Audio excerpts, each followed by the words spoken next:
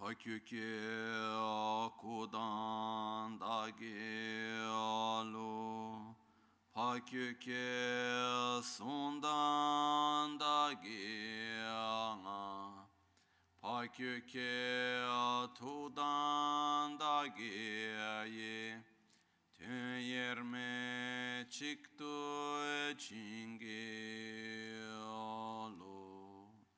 Makyuke kudan dagi alu, Makyuke sundan dagi angam, Makyuke tudan dagi ye, Tön yerme çıktı çingi.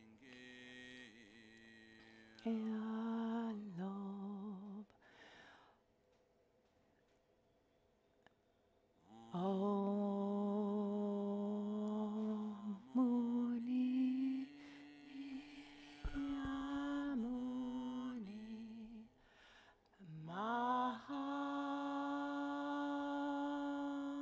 Muni Shakya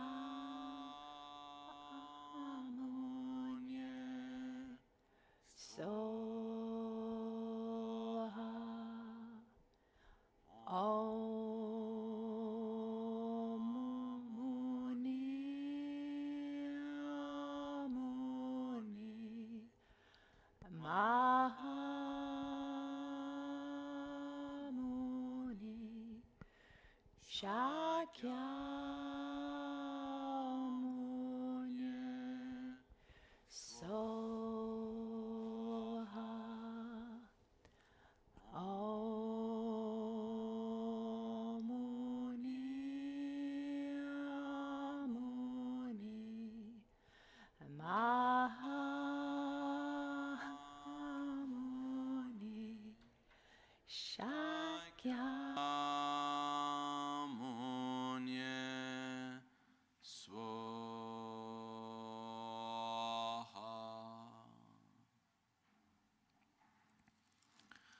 Sa shipu ki chu shime to Tramare rabalinga shi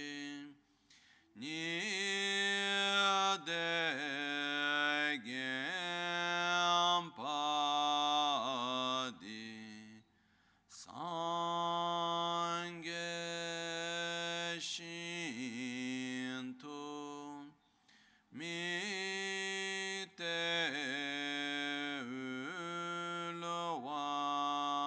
Ulwarki Drokunanam Dashingla Chapar Shoye Dhamma Guru Ratna Mandrala Kam Niryatayami.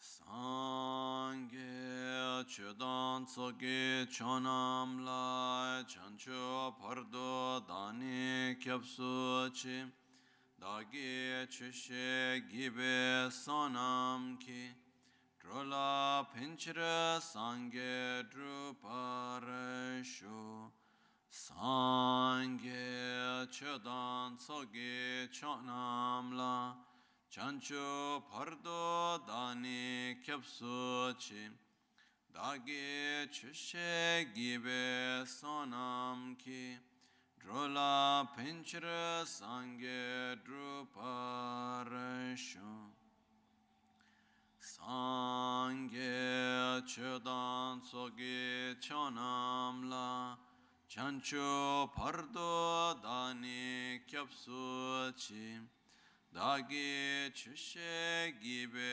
Sonam Ki Drola Pinchra Sangye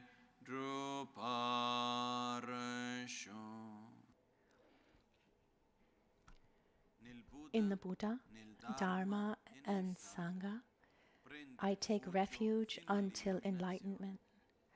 With the practice of generosity and the other perfections, may I obtain Buddhahood for the benefit of all sentient beings. In the Buddha, Dharma, and Sangha, I take refuge until enlightenment. Through the practice of generosity and the other perfections, may I attain Buddhahood for the benefit of all sentient beings.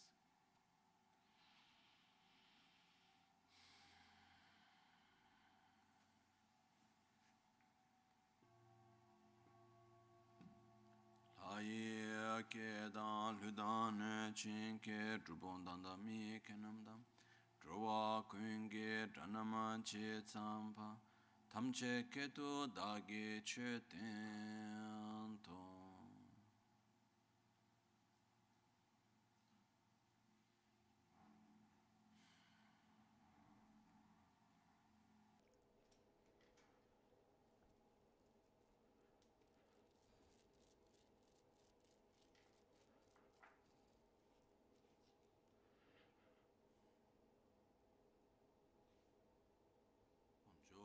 Good morning.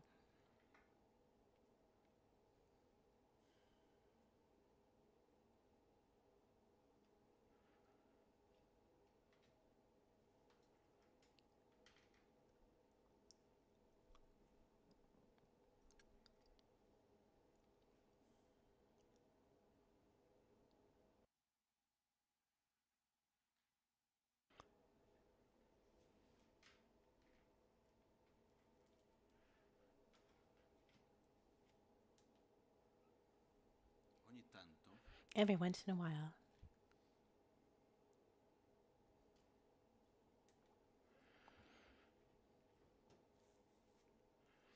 c'è chi può pensare, someone could think, ah, oh, è molto difficile it's really difficult. essere un bodhisattva, It's really difficult to be a bodhisattva. è estremamente difficile Extremely difficult diventare un Buddha. to become a Buddha. Ma queste pratiche, But these per esempio, practices, for Lojong è una example, pratica molto avanzata, Lojong is so advanced, I'll never be able to do something like this. in parte And ho ragione. and on some level, one's right. C'è un punto in But cui there's a si point. sbaglia fortemente. There's also a point where one is mistaken, greatly mistaken. Per qualunque cosa sia, No matter what la it prima cosa is, che dobbiamo fare the first thing we è need to do desiderarla. is to want it. Viviamo in un'epoca We live in a dove time where esiste ogni tanto una every once in a while there's this attitude, ogni tanto anche un po' diffusa, che it's è quella che quite dire widespread, where piuttosto we di say, passare la vita instead of credendo spending my in una life sorta di utopia, believing in a kind of leggermente il utopia, volume, let me just increase the volume here.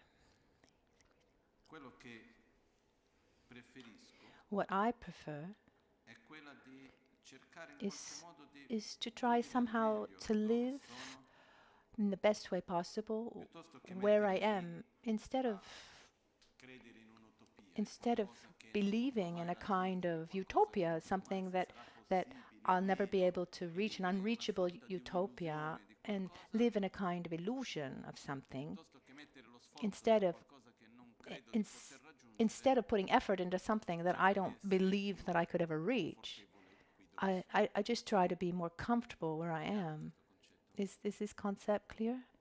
La prima volta che ho sentito parlare di questo in un modo molto chiaro Once è stato in un documentario I che heard ho visto, someone speak very clearly about cui this in a parlavano di alcuni documentary filosofi, when they were talking about some tra cui parlava di philosophers, Nietzsche. and there was also Nietzsche. E c'era un punto in And there cui parlando was di Nietzsche talking diceva about Nietzsche. quello It che lui said Nietzsche, definiva it's the last man.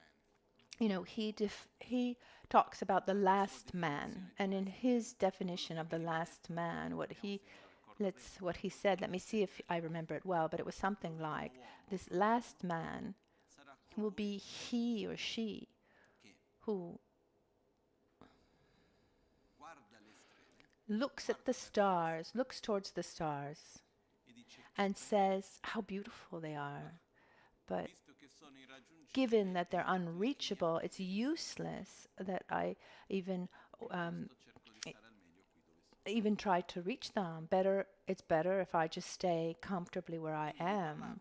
So he was saying that there'll be a time where man will try more and more there'll be a time when the man will try to, he will aspire to great things less and less, and let himself be taken by momentary pleasures, things that he's able to reach in the present moment. And I think that we've reached that moment. Also, when we look at our society, just not too long ago, I saw that there were dreams. There were also political ideals, or ideals in the society where we would think, oh, things could be better if we were able to do this, or if we could do this. It was a kind of dream where we could direct ourselves. Instead, now there's a disillusionment where we say, well, I don't trust anyone, regardless of the system, be it this way or that way. So I better just try to enjoy my life in the best way possible. It's almost as if we have lost this directing ourselves towards something better, this ability to dream. And what we're looking for is to reach our own satisfaction and avoid suffering, have pleasures in this present moment. And when we talk about Dharma and our spiritual path and the path of the Bodhisattva, it's very important for us, as we said yesterday, to allow ourselves to dream. When we read the text, like the 8 verses of mind training, and this morning I want to integrate and read the first verses of the Wheel of Sharp Weapons.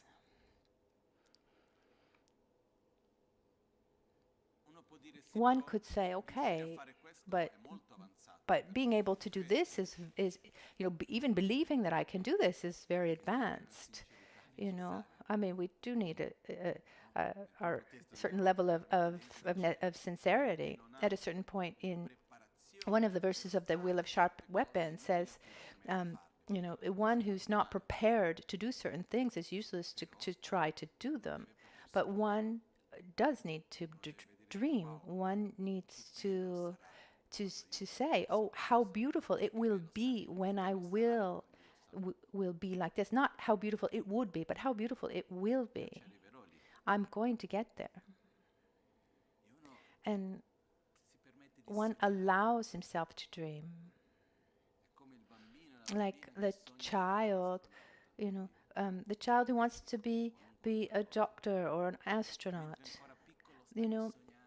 As a child, one's dreaming or playing with the spaceship and has all his or her dreams. But then afterwards, one needs to go to a school that teaches that and trains in that to become an actual astronaut. A child who dreams of being a doctor, and as a child, they play with in the white shirt and they play and they imagine themselves. They role play as children. They're already imagining themselves as being doctors. They're desiring that. They're cultivating this idea. They're allowing themselves to be that already. We need to do the same. We need to allow ourselves to imagine ourselves as a bodhisattva. So I wanted to read to you. I took this text. It's called The Wheel of Sharp Weapons. It's a text written by Dharma Rakshita, who was a teacher of Atisha. So it precedes. It precedes Atisha, but it was one of his teachers. So he was contemporary to Atisha. So I'll read it first in Tibetan, because the version I have here the version I have here, there is no Tibetan. So just a minute, I get the Tibetan. Kuncho sumla chatselo, drawo nela aba tsuncha kolo shejawas, mi prostro a Buddha Dharma Sangha. I prostrate to Buddha, Dharma, and Sangha. And the name of the text is the wheel of sharp weapons. Sharp weapons understood. The wheel understood as like a wheel with the points that are sharp, that strikes the enemy's vital point, or directly the enemy. Who's the enemy? This obsession of self-gratification. I prostrate. Trowa Shinjishi means Shinjishi is the Lord of Death, the one who destroys death, is a name given also to Yamantaka, this irate form of Manjushri.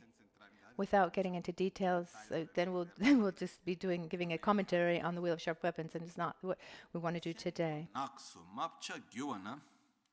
Mingi dumra lekpar ze gyur kyangs, mapche tsok nam gawar mi gyurgi, tsenduk chugi, mapcha tsowatar.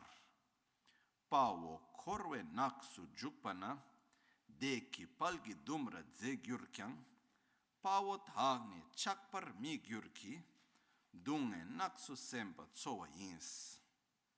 Techir, deki thangdu lembayi, ngarme wangi dukla kelwayin dunga thangtu lembe sempathe pawa topki taktu dewayin thadir döcha tsendo nakdandra pawa mapcha tabu chumpar gyur ngarma charo tabu soklachi rangdo chengi dukti kalachun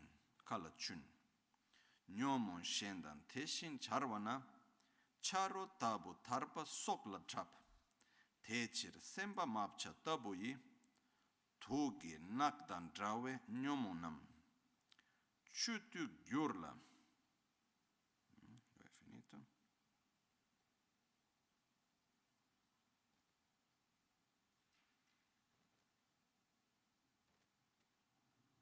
chutu gyurla korwe naksujuk Tangdu langla dukti shombar chas.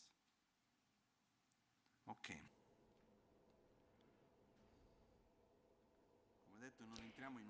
As I said before, we're just going to go directly to the translation without giving a commentary.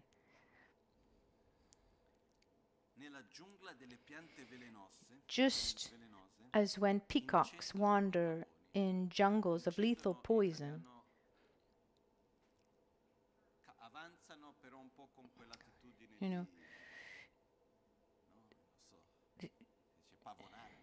so the peacocks,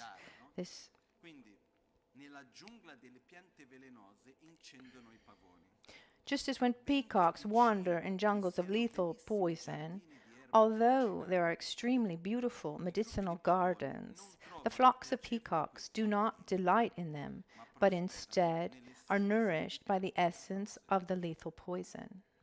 So the peacock goes. He's very proud of himself. He's sure of himself among all the poisonous plants. Even if around him there are beautiful gardens full of medicinal fruits and flowers, instead the peacock decides to go where there are the poisonous plants, and he nourishes himself with these poisonous plants. It's said that the more poison a peacock eats, the more beautiful his feathers become. Similarly, when the heroes, the Pao, which means the hero, but he who is very courageous, is translated also as bodhisattva, like a soldier or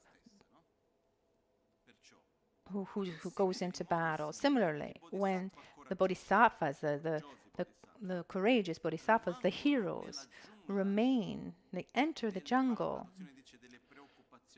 It says they enter the jungle of the ordinary world, the jungle of conflicts, of daily suffering, of cyclic existence. It doesn't matter how beautiful, although there are beautiful gardens of splendid happiness, the heroes do not become attached to them. For these brave-minded ones thrive in the jungle of suffering. This means that the bodhisattva is a being who very often has reached the state of karma, of a positive karma, and inner balance, and could go to Tushita. Someone like, a bodhisattva with a certain level of karma, a positive karma, an inner balance, is someone who will always be well wherever he goes. It reminds me of the story of Krishnamurti, who's very well known. There's a point in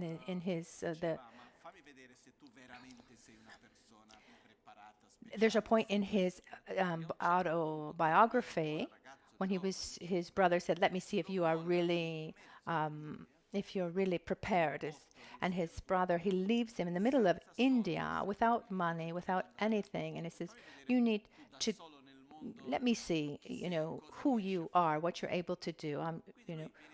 So he's just dropped off, somewhere where he knew no one, and as he goes through the world, he gets all the help, all the help possible. He didn't need anything. They offer him help and offering. So it was someone who had great strength and merits. So no matter where he went, he was fine. Think of Lama Ganchen, for example, Rinpoche. It didn't matter where he was. Wherever he was, people were taking care of him and receiving him well and offering him things. Someone who has this state of virtuous this stability and this level of positive karma, wherever he goes, will always receive whatever he wants, full of pleasures instead. And so,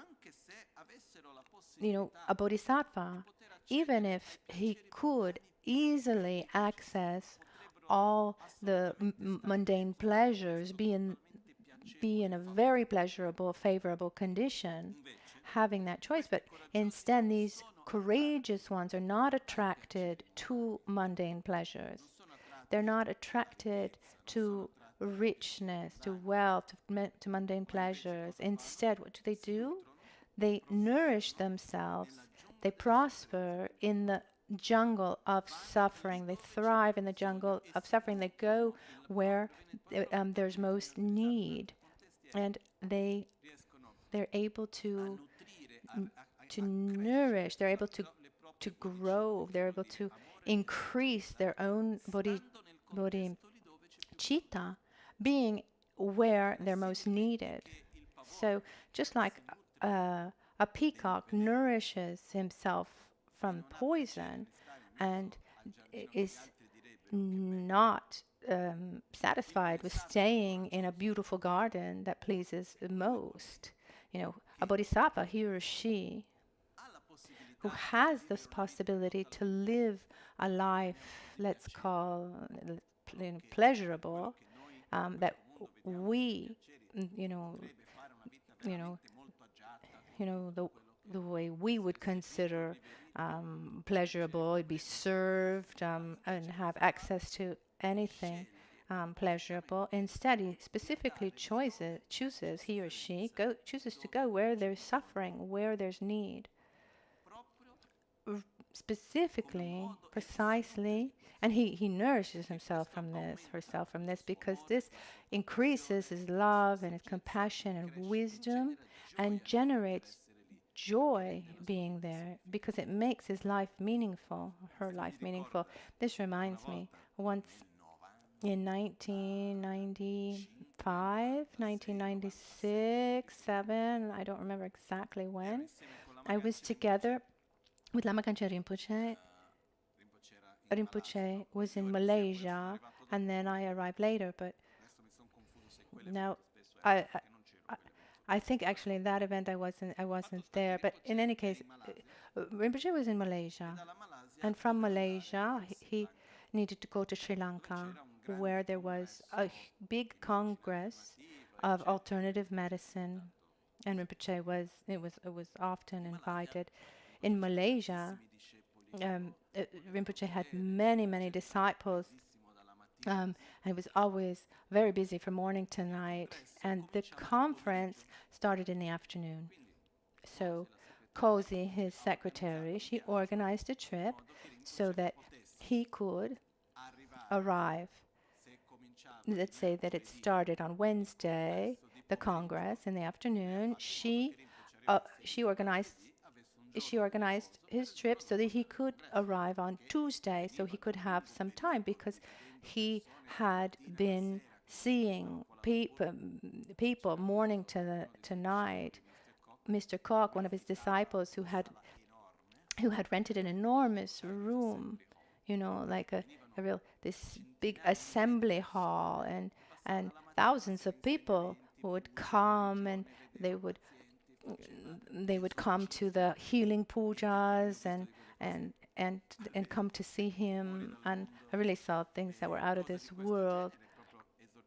I thought of the kind of like exorcisms, spirits, let's say. I mean, Rinpoche did many of these kinds of healing pujas, and so Cozy assumed that he would be very tired, and she thought that it would be too much to go directly from the airport to the conference. So she organized like this.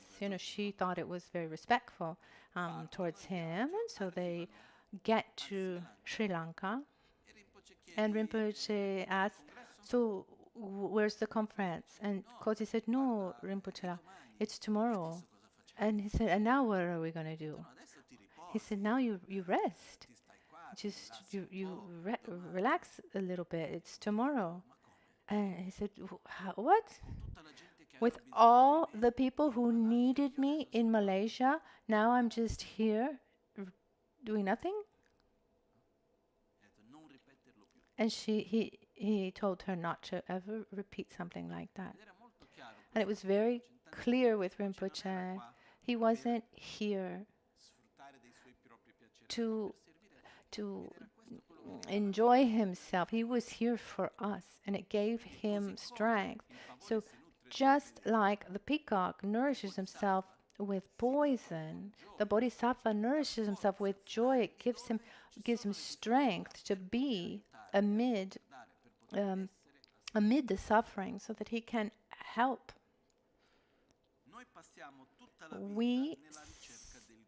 We spend our whole lives at the looking for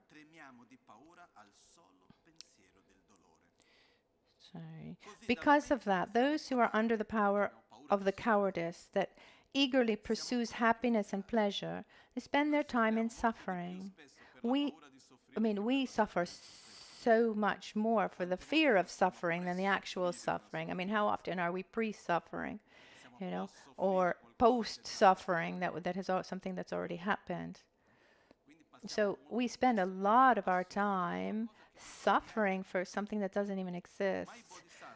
While the brave-minded ones who are not afraid of suffering, who willingly accept suffering, they accept the difficulties, etc., with them serenely, are always happy due to the strength of their courage. The bodhisattva who's not afraid of conflict, not afraid of difficulties and problems, because every situation is an opportunity to help, to be of service, to increase, to grow one's own bodhichitta. So he's not afraid of difficulties. We, ordinary beings, so-called cowards, that here we are, we don't ever want to suffer. In the end, we suffer so much more. Presently, now's the next part of the text, but I'm just going to read a little bit more. Presently, attachment is like a jungle of lethal poison. And then now it talks about the various mental defilements, desire, for example, this projecting our happiness onto that which cannot sustain it. That's what desire means. It is overcome by the peacock-like heroes, but takes the life of the crow-like cowards. How can the selfish overcome this poison? Sorry. How can the selfish overcome this poison? If they are also similarly involved in the other afflictions, these afflictions will cost the crow-like their life. Because of this, the peacock-like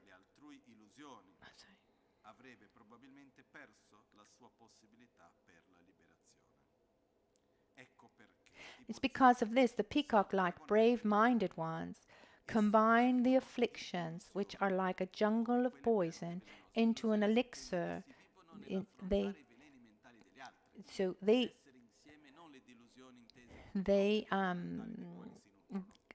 combine the afflictions. They live. They grow. Being at the service of others and helping people overcome their suffering. So they're not afraid of any kind of great conflict, etc.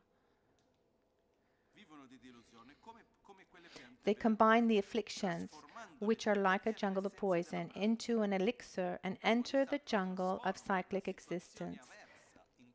While willingly accepting them, they should destroy the poison.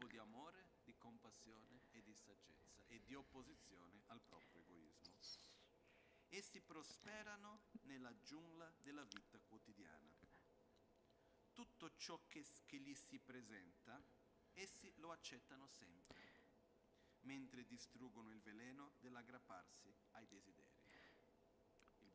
The bodhisattva, who's not afraid of suffering, knows how to face any situation in a virtuous way. It's not afraid of difficulties, not afraid of problems or conflicts or sickness or death.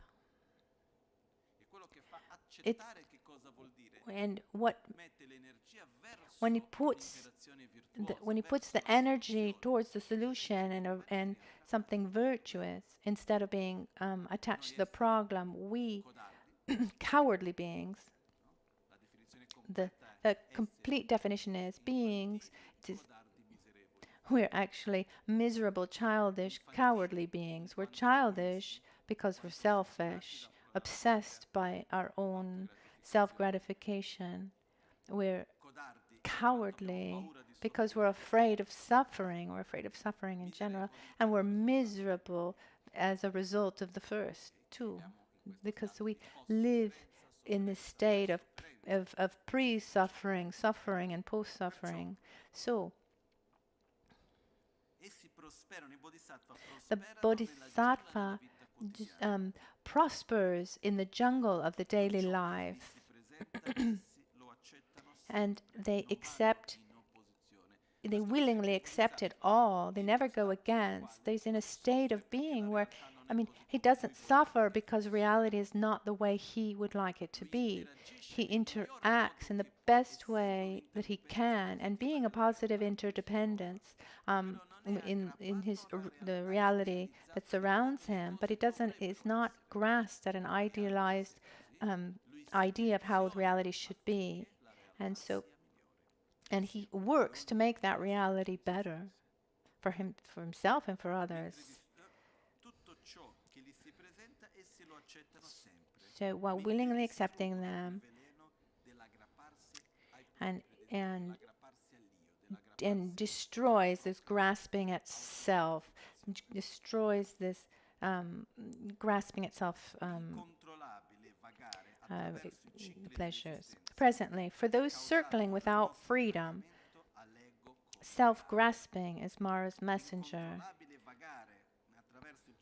While parting from the happiness of selfishness and hedonism. So circling without freedom is caused by our self-grasping, our grasping at an identity that is independent and autonomous. This is our ignorance, in a few words. So this ignorant attitude shows. So presently, for those circling without freedom, self-grasping is Maro's messenger. So this generates, it shows the demon of self-grasping, the demon of self-grasping, translated here as Mara, who's interested only in our own well-being. Well, parting from the happiness of selfishness and hedonism, we should willingly accept hardships for the welfare of others.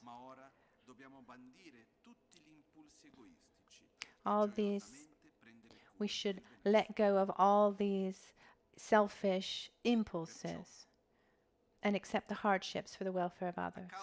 So because of our own ignorance, because we see ourselves as being totally independent and detached from everything, in this non-awareness of our interdependence, this generates this attitude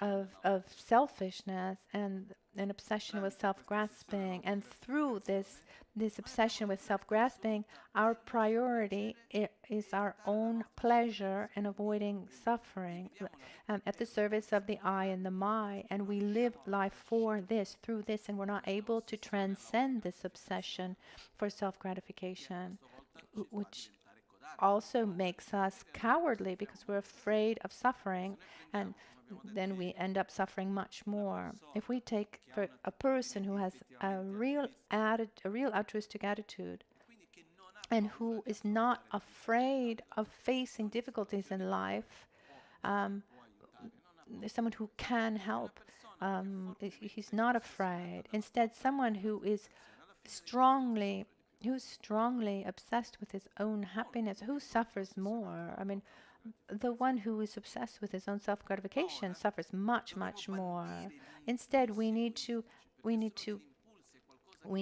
abandon these spontaneous impulses for our happiness. I mean, they're spontaneous. It's something very deep. We don't think about it. Have to think about it. Instead, we need to joyously accept the hardships for the welfare of others. So, in other words, he tells us, look at a bodhisattva. How beautiful to be a bodhisattva, to not be afraid of suffering, because fear comes from the fear of suffering. The bodhisattva has no fear of sickness or pain or difficulties, because the bodhisattva is afraid of not being able to help others, to not have a meaningful life, to not make his own existence useful. This reminds me of a very young Lama. The anecdote, in the story, he's about 3 years old. And this is a reincarnation of an important master in the Nyingmapa tradition.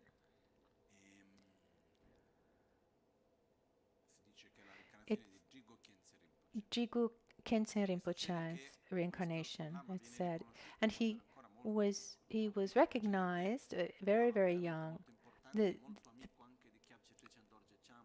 the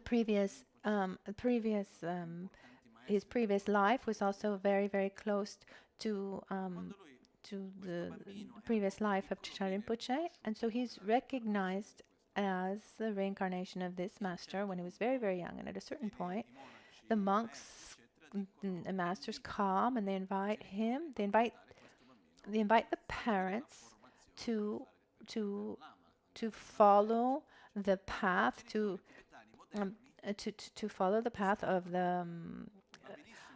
the training and the studies of a lama. And the parents they were like modern Tibetans, and they said that's wonderful, but he's going to live his life normally, and at 18 years old he can decide for himself. And in our modern view, that's comprehensible.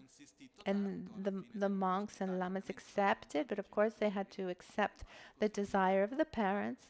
Every once in a while, they would come to see him. Or it happens though that the child starts getting fevers. He's getting sick. He was always sick, and the doctors didn't know what the child had. They tried everything to try to understand what he had. They didn't know it, but every time they brought him to the monastery, he was fine.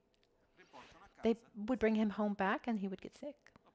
And then back to the monastery and he was fine. At home he would be sick. And at a certain point, talking with the masters who were the main disciples of this previous life, they said, you know, unfortunately, talking to the parents, the choice is not yours. Your child is not an ordinary being. He has chosen to be reborn, to be at the service of others, you know, not even on a conceptual level, but in this life where he has chosen to be reincarnated. If there aren't the conditions for him to be able to do that, then it's nothing for him to die and be reborn again.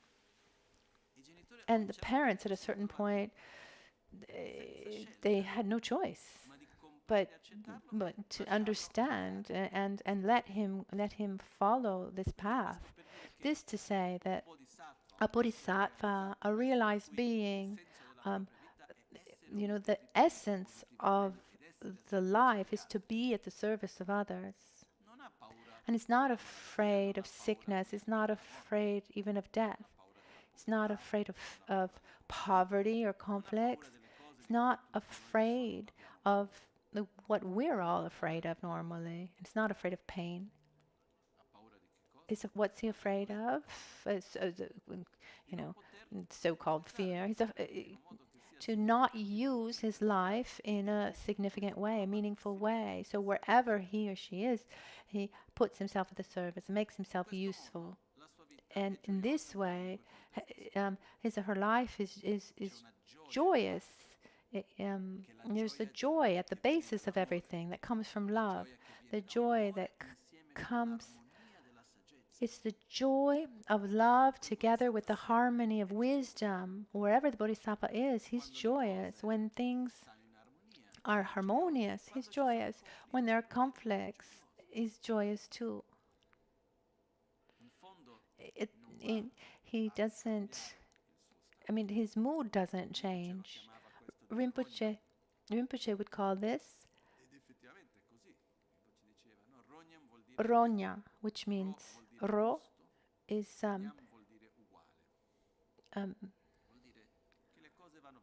so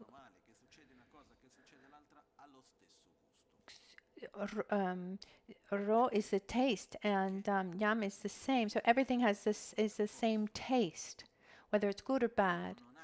One doesn't have this attachment to an idealized image that's based on the need for self-gratification. Instead, one's life is to be at the service. Instead, those who are there who are trying to serve only themselves with a fear of sickness, fear of poverty, fear of pain, fear of death, fear of suffering in general, in the end, they're constantly suffering. They suffer so much, don't they? So, when we see the Bodhisattva and we're able to imagine him and say, I want to be courageous like that. I don't want to be infantile, without being able to see beyond myself, having such a reduced field of vision. I want to be open like a bodhisattva who has this ability to see beyond himself or herself. An ordinary being like we are, we're cowardly because we're very afraid of suffering, and this conditions our life. The bodhisattva is not afraid of suffering. Also because he's able to clearly see that suffering is nothing more or less than the manifestation of ignorance and mental defilements and karma. And if someone should be afraid of something, it's not suffering, but instead to perpetuate one's own cycle of suffering within samsara. It's like saying, I shouldn't be afraid of the symptoms of my sickness. I need to be afraid of just continuing my the causes of my sickness, because the symptoms are there. Okay, of course we want to avoid them, but what I really need to be afraid of continuing to eat in the wrong way and doing the wrong thing and having the wrong lifestyle that is going to cause and keep this sickness alive. So we shouldn't be afraid of suffering. Suffering should be avoided. One should overcome suffering and avoid it, but we should more than anything try to avoid the causes of the suffering that keeps us linked to this cycle of suffering. That's what, above anything, that's what should be avoided. If we saw clearly the harm that we do to ourselves through anger, for example, or hate, aversion, like if we took like a knife and we cut our arm, I mean, would we repeat that act? No. I mean, the harm that we do to ourselves with anger, etc., is worse than that. Just imagine, for example, imagine that every time someone got angry, the one's bank account was reduced. What if there were like a physical cost to getting angry or jealousy or envy, or one had to actually pay? Then one would say, oh, it's better if I'm careful. I need to make sure I don't get angry, otherwise I'm not going to have food to eat at the end of the month. But in our ignorance, we're not able to see this correlation between our behavior and the result. So the bodhisattva, not only is he aware of this, and his priority towards himself is not avoiding mental sufferings, but avoiding to perpetuate a behavior that is non-virtuous, that brings more and more suffering. Is this difference clear? So the bodhisattva accepts every situation. He's not grasping he doesn't grasp to an idealized reality. Instead, he adapts to every circumstance, transforming it as part of his path. It's of his path of a spiritual path of love and wisdom, no matter where he finds himself. The question that comes to me, I mean, is, do we want to be a bodhisattva or not? We do we? I mean, because if we really want to be a bodhisattva, at this point, Dharmarakshita tells us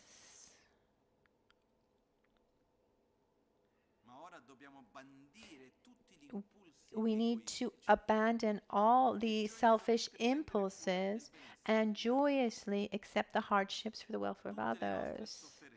The sufferings of all beings who are similar in kind, so in this case we're talking about mental defilements, is being driven by the actions and habituated to the afflictions, should be heaped upon us hedonists. So a cui diamo ascolto e mettiamo in atto. Tutte le nostre sofferenze derivano dalle nostre abitudini di illusioni egoistiche, a cui diamo ascolto e mettiamo in atto. Non solo abbiamo un'abitudine di not rabbia, only do we have these habits of attachment and arrogance and anger, etc., but we listen to them and we act through these habits. This is what generates our suffering. And since we share this tragic disgrace that's generated through our narrow-minded views, we need to take all of our own sufferings and those of others and suffocate our desires and selfish ideas. Supposing we were to dwell entangled in selfishness at that time, to counteract it, we should give our happiness and pleasure to migrating beings. Likewise, when those around us mistreat us, we should be filled with contentment, thinking, this is retribution for having distracted them. So, the text takes us to where we've gotten to with the 8 verses of mind training. What does this mean? If I really think that it's important for me to be a bodhisattva, or maybe you are. I mean, I can't judge who I have in front of me. Maybe you already are. But if we want to become a bodhisattva, if we want to live as a bodhisattva does, one of the first things we need to do is to start obviously wanting it and start just opposing this selfish way of ours. Because what's the way of selfishness? How does it act? I mean, what keeps us from being a bodhisattva? It's this obsession with self-gratification. What's the way that this self-gratification manifests itself? That what's good I want for myself. What's bad I want it far from me. This is the modality, this is the basic way or how our selfish works. What's not good, where it goes, I don't really care as long as it's not in contact with me. What's good, I want it for myself. For me, for the I and the my, for my friends, for my family, for the I and the my.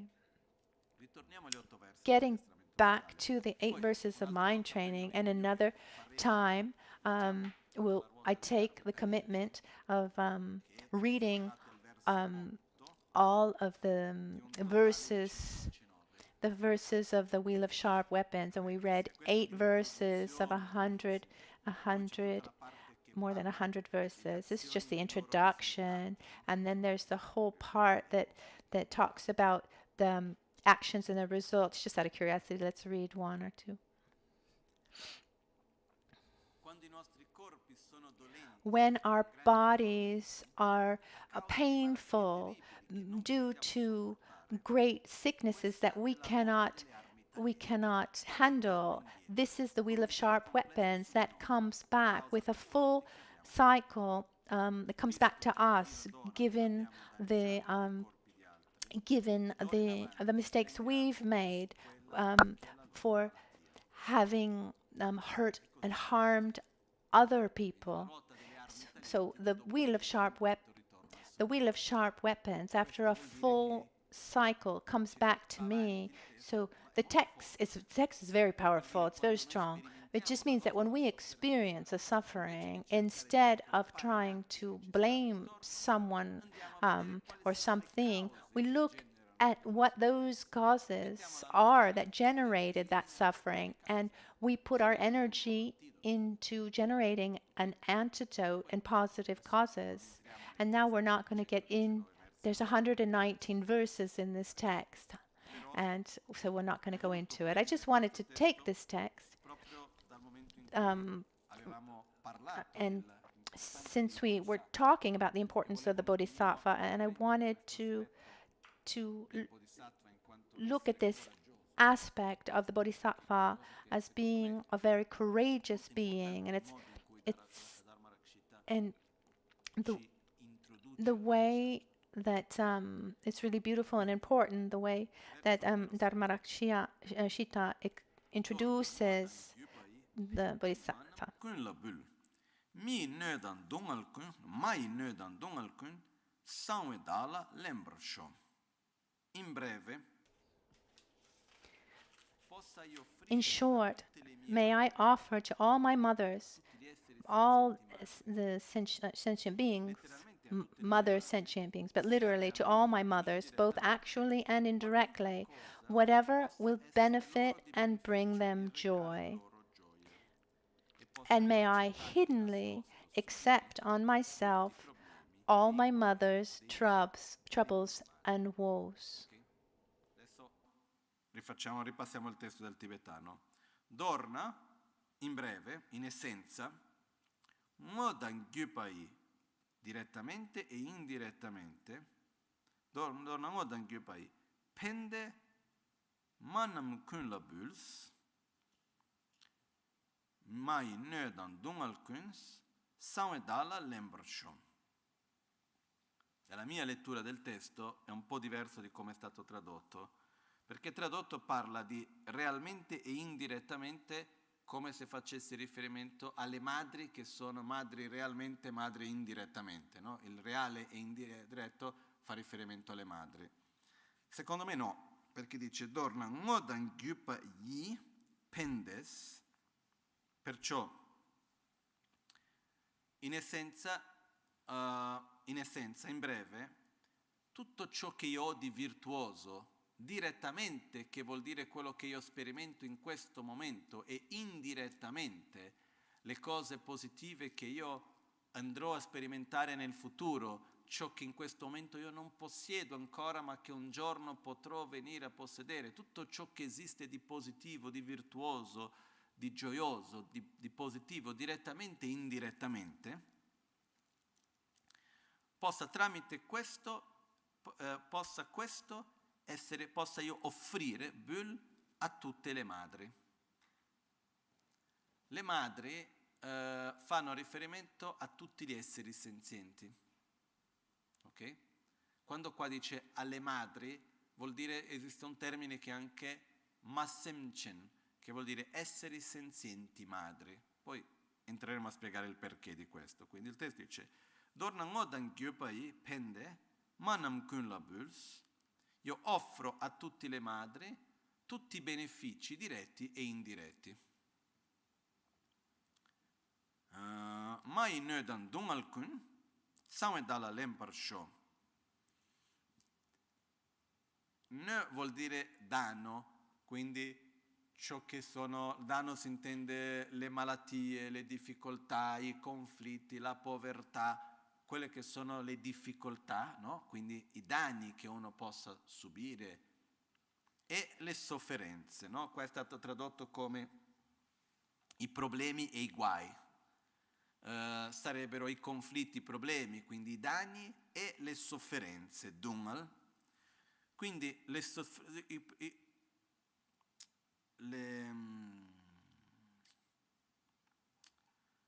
i danni e le sofferenze di tutte le madri, Samme dalla Lemparciò in segreto, con segretezza, in segreto, possa io prenderle su di me. Samme in segreto, dak la a me, len è prendere, lempar prendere, sho. Può che così sia, dak a me. Quindi possa io prendere in segreto su di me la sofferenza e i danni di tutte le madri. Ok? Ci sono un po' di punti fondamentali per capire questa parte. There are a couple in this training. This is the training of Tonlen. Literally means Tong means to give, and Len means to receive. So this is the practice of tone. In short, may I offer both actually and indirectly, so what I have and what I will have in the future, to all my mothers, whatever will benefit and bring them joy. And may I hiddenly accept on myself all my mother's troubles and woes, all their suffering. So we recognize that our selfishness is the primary cause. Well, the root is our ignorance, but the primary cause is our selfishness, and we can't help others reach anything if we haven't reached it ourselves. I can't take you where I have not been. I can't offer you something that I don't possess. So the objective is I see that the suffering in the world is generated by I want everyone to be free of suffering, and to do this I need to oppose selfishness, first my own, and then I'll help others do the same. We also saw a couple days ago that when we try to avoid a certain thought, a certain modality, or when we want to eliminate a thought that does the opposite. Have you tried to eliminate a thought? Have you tried to eliminate a thought, or does it just stick even more? The only real way to eliminate a thought is to generate a directly opposing thought. So the example that we gave, I don't like water. I need to eliminate that thought. I need to generate the thought, I like water, because we can go from one to the next very quickly, but we can't at the same time think I like water and I don't like water at the same time. So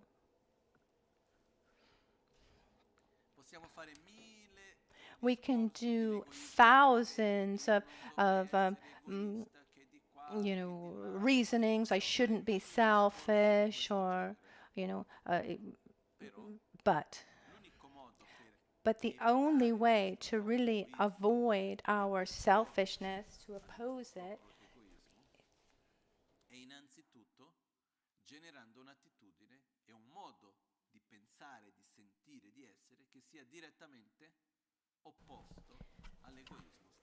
so it needs to be directly opposing thought.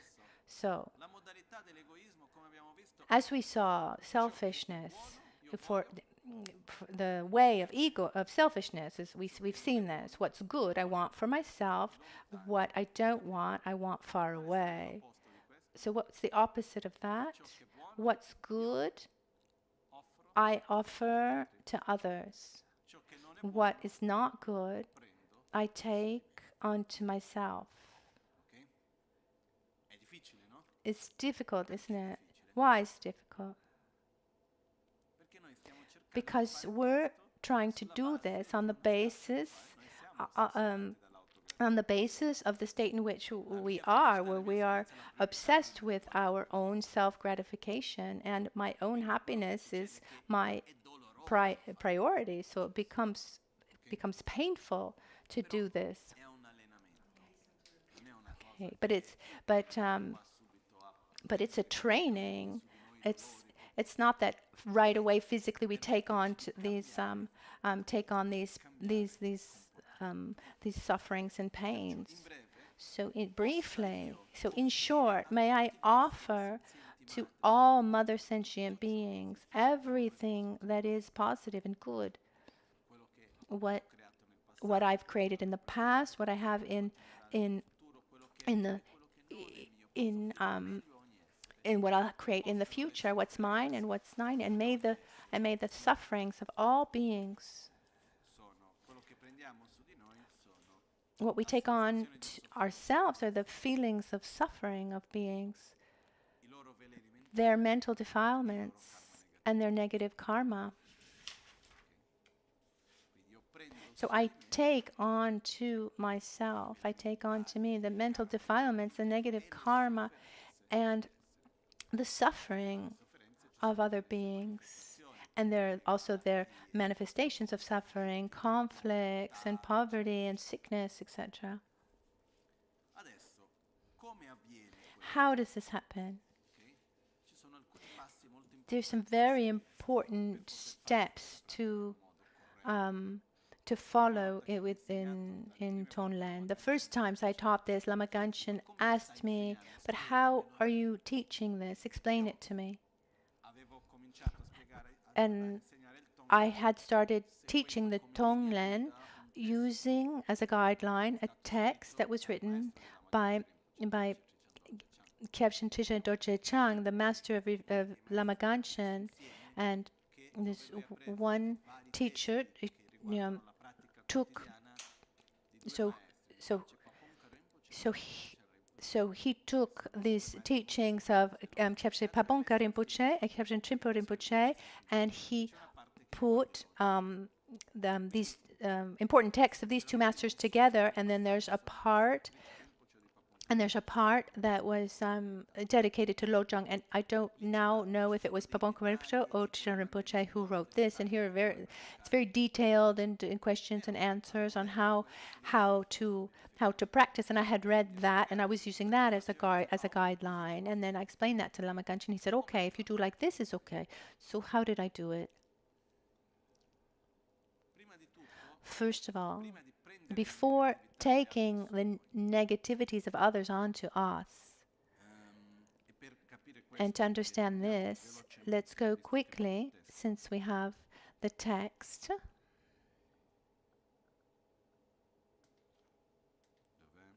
Where is it? Here on page 41 in our booklet.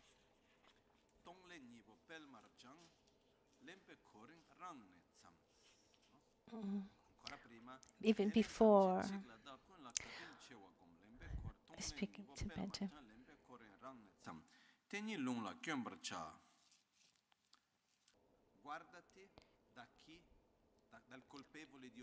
Look at banish the one to blame for everything.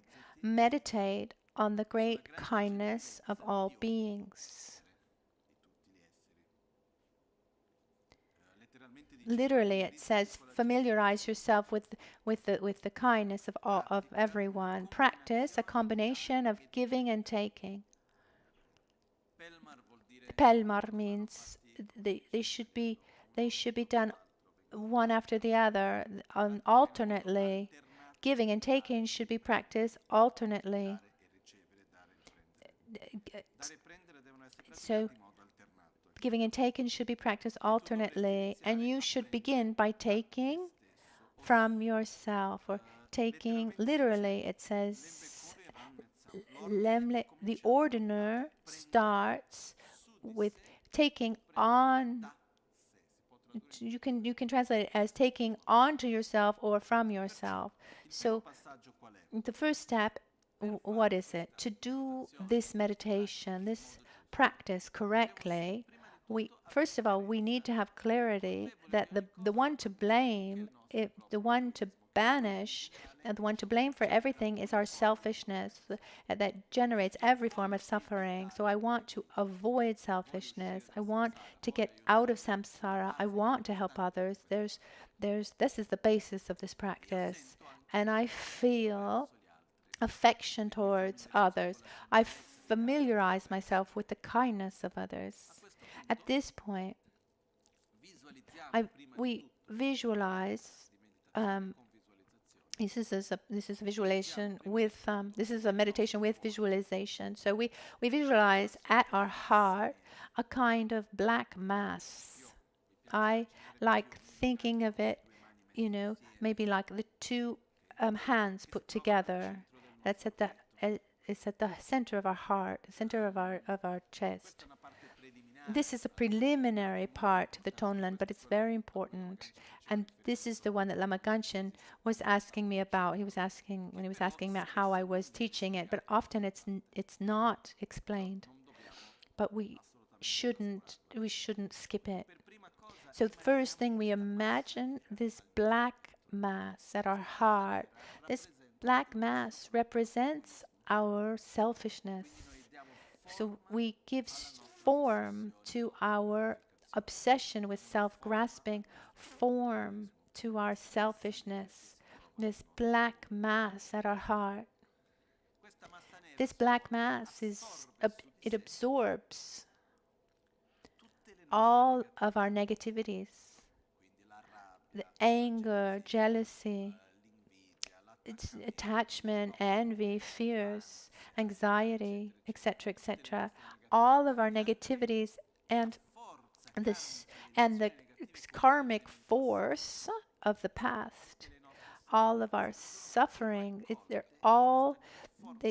they all come together into this black mass.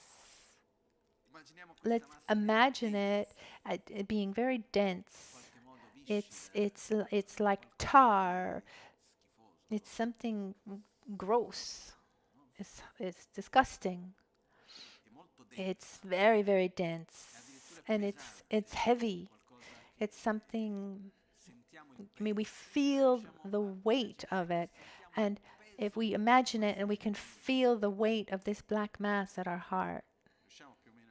Are we able, more or less, to imagine it like this? And we just stay there for a while until we're able to feel a kind of claustrophobia. We really don't want it there anymore. We can feel the weight of it. It's almost as if it was keeping us from breathing. After this, once we've gotten to this point, we start to observe others. We observe the other beings around us. First, we meditate on equanimity. So we start by seeing that every being, independently of who they are, and we visualize, we start with those near us. We imagine the people that we relate to every day, that we work with, our friends, our family members of every degree, those we have aversion to, or if we have a direct or indirect conflict with, those closest to us, regardless of whether we're attracted or have aversion or are indifferent to them. And then together with them are those who are close to them. And so gradually we multiply to all beings. But let's start with those closest to us. Let's look at them, allow ourselves to look at them in the eyes. And we see that, like, just as each one of them in the exact same way is taken by the all-permeating suffering, each one lives in his own samsara, is taken by his own ignorance and selfishness and anger, etc., etc. Seeing that in reality there's no difference whatsoever between one or another. They're all in the exact same situation. They all want to be happy. None of them wants to suffer. Without exception, everyone does what they do, thinking that it's the best thing for their happiness, guided by their own ignorance. And I too am like this. And so then I get to that second level of equanimity, where by observing those around me, I start pacifying this feeling of attraction to one and aversion to another, because I see that they're all in the same situation. And today, he who's my friend one day was my enemy, and who's my enemy today, one day in the past was my friend. And here we talk also about mother sentient beings, and we'll come back to that, but after I explain the visualization. So first, at this first level of equanimity, everyone suffers, everyone wants to be happy, and everyone does what he does, taken by his own ignorance and own mental defilements. And so there's no difference among anyone. This is the first level of equanimity. That second level of equanimity is where we no longer have aversion or attraction. We have the same feeling towards everyone. One, because they're all in the same boat. Also because at some time in the past, we've had so many lives. It's said that each living being at some point has been our mother and we theirs. So we've received positive things from them, and helping someone. Is there an expiry date on that? Let's say someone saved my life in this life, or even a mother saved our lives, or maybe I was in bed and I'm not self-sufficient. I need someone who helps me, who takes care of me and feeds me. Otherwise, not only do I suffer, but I wouldn't survive. I mean, would we be grateful to someone who takes care of us to such a degree? I mean, if we're not grateful to someone who takes care of us like this, then we're really, we're really bad off. Someone who helps us today and someone who helped us 30 years ago or whatever it is, that level of gratitude, should it be the same, or is it different? Is there an expiry? Does gratitude expire? Oh, okay, you helped me 20 years ago, so, what do you still want from me? No, it's the same level of gratitude that we should have. So if someone helped me in this life and someone helped me 30 lives prior, that level of gratitude should it be the same, or is it different? Someone might say, well, I don't remember, but what does that have to do with it? I mean, it's hard to remember what we ate at lunchtime. If I'm aware, if I'm aware of having, if I'm aware that I have received such care and love from you, I should be grateful, even if I don't remember it. So the second level of equanimity is where we are able to see every being and we feel close to every being. We should generate a feeling of closeness, a feeling of affection, but that comes from a feeling of closeness and gratitude towards every being. And here there's a point that in the times that we live in and in this context, it's a little bit delicate. And at the time that this text was written, it was taken for granted. And this is the gratitude towards our own mother. In the cultural Tibetan context, there's something. It's like brainwashing from birth towards parents, and it's gratitude towards parents, gratitude towards parents, gratitude towards parents. It's constantly present. It's this kind of education from birth to death. It's something. There's an enormous importance given to one's parents and to having gratitude towards one's parents. Now, does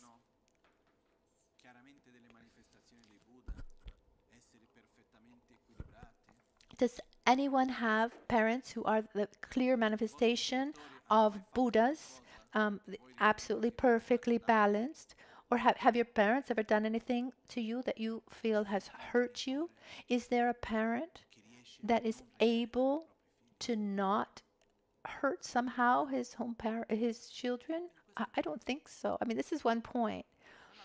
On the other side, so we're not taking away the problems that are there. Our parents obviously are very important, and we should have have gratitude towards them. And in dealing even with dealing with any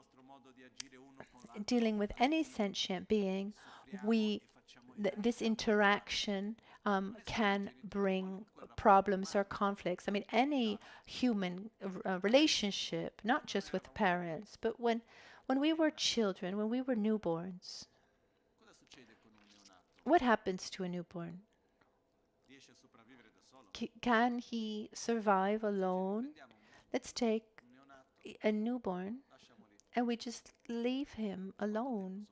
How long would he be able to survive? I have no idea, but I don't think it would be long. He can't eat by himself. And there's also the suffering of not being able to take care of himself, to clean himself, to protect himself from cold or from the heat, from sickness, etc. So if we're here today, that means that someone took care of us at our birth, whether it was our biological mother, father, but someone when we were newborns took care of us. This means that at a certain point in our lives, when we were extremely vulnerable, and each one of us has gone through that, even if we don't remember, there was someone who took care of us, often giving more importance to us than themselves. It doesn't happen often, but that's also, but it does happen. Giving priority to us instead of their own sleep and etc. So let's put aside any other aspects to our parents, and without taking anything away from our fathers. Sometimes people ask me, how come we don't say father sentient beings? I mean, just looking in the history, just looking in our culture, in our history, it's the mother who has taken more care of the children, of the newborns, and if not for extreme and rare cases, it's the mother who takes care of the child. I mean, sometimes, maybe a father, a father can also just not even be aware that he has a child, without taking anything away from fathers. But let's just think for a minute of the mother. Our mother, if each one of us, if, for example, even if our biological mother wasn't the one to take care of us, there was someone who did take care of us. So it's not just the gratitude towards the one who birthed us, but the point is, there was a moment in my life where I was completely vulnerable, and someone took care of me with affection, with love, and also fed me, protected me from heat and cold, cleaned me. It's fundamental along the path of the Bodhisattva to, first of all, to be able to feel this gratitude towards our mother. And I started talking, at the beginning I said that no parent is perfect, because one thing is one thing and another thing is another. The fact that my mother or your mother or anyone's mother, I'm sure that, in any human relationship, there are interactions that can be harmful to one and the other, but maybe someone had a mother who was very violent or difficult with many problems, or maybe his own mother doesn't correspond to to the, what one wants, and many conflicts come off. This can come about, but that doesn't take away the fact that in that moment she took care of us. So, as we say, one thing is one thing, another thing is another thing. The fact that I have gratitude towards you doesn't take away the fact that I needed to move away from a conflictive situation, or that these aspects were very harmful to me.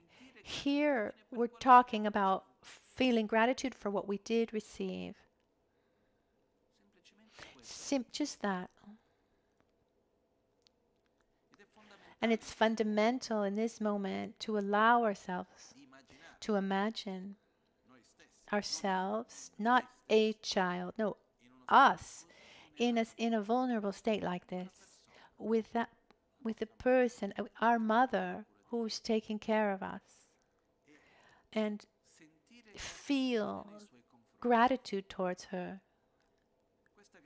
This gratitude, though, it shouldn't come from our heads. It's something we should feel in our hearts, in our gut. It should be a feeling of, it's there. Unfortunately, it's not always easy. So, before doing Tonlen and thinking of all sentient beings, the starting point is generating this gratitude. And when these teachings were given, that was absolutely taken for granted that one would have this spontaneous, instinctive gratitude towards one's own mother. I mean, maybe it's something we do have, maybe not, but regardless, we need to connect with this feeling until it's something really strong inside. And if we do this, these other things will help us overcome the conflicts we have with our mother, if we have them, and to our father as well. I think this is quite clear. So we should feel this, and the fact that our mother, our father, had behaved in a way that was harmful to us. And I know many stories of people who were, let's say, it'd be better if these people hadn't had children. I mean, people who had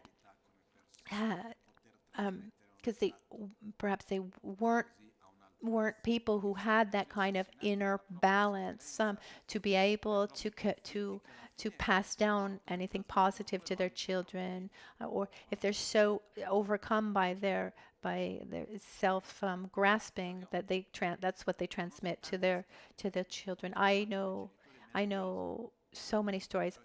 Luckily, I have marvelous parents, but I know many heavy stories, conflicts, etc.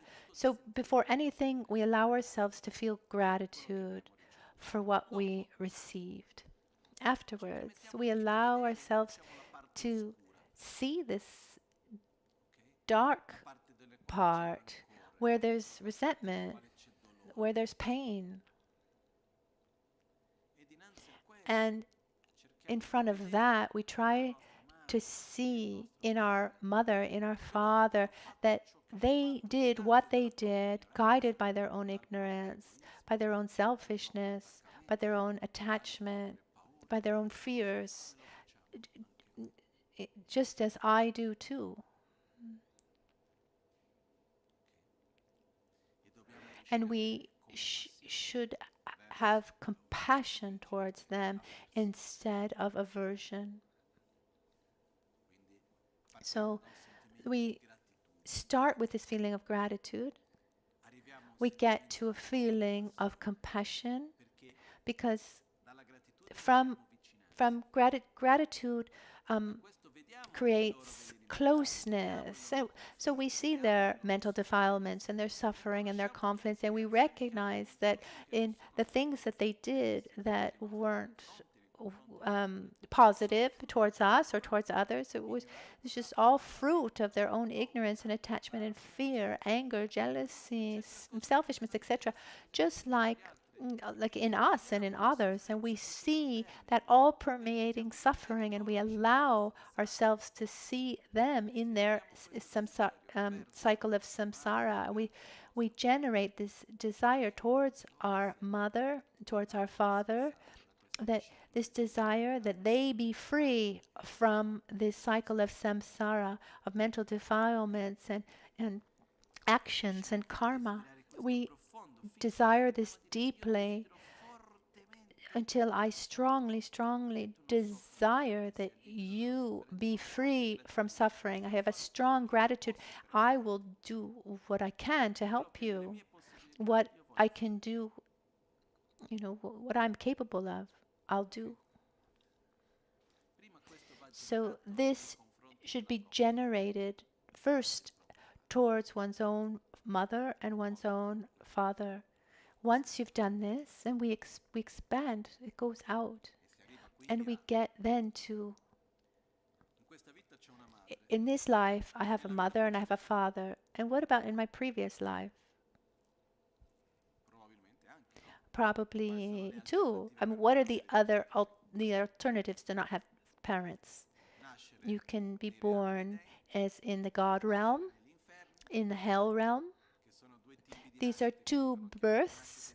They're called miraculous and spontaneous, where there are no parents. There are some kinds of insects. They're tricky. There's a kind of insects. They are born from the humidity and heat.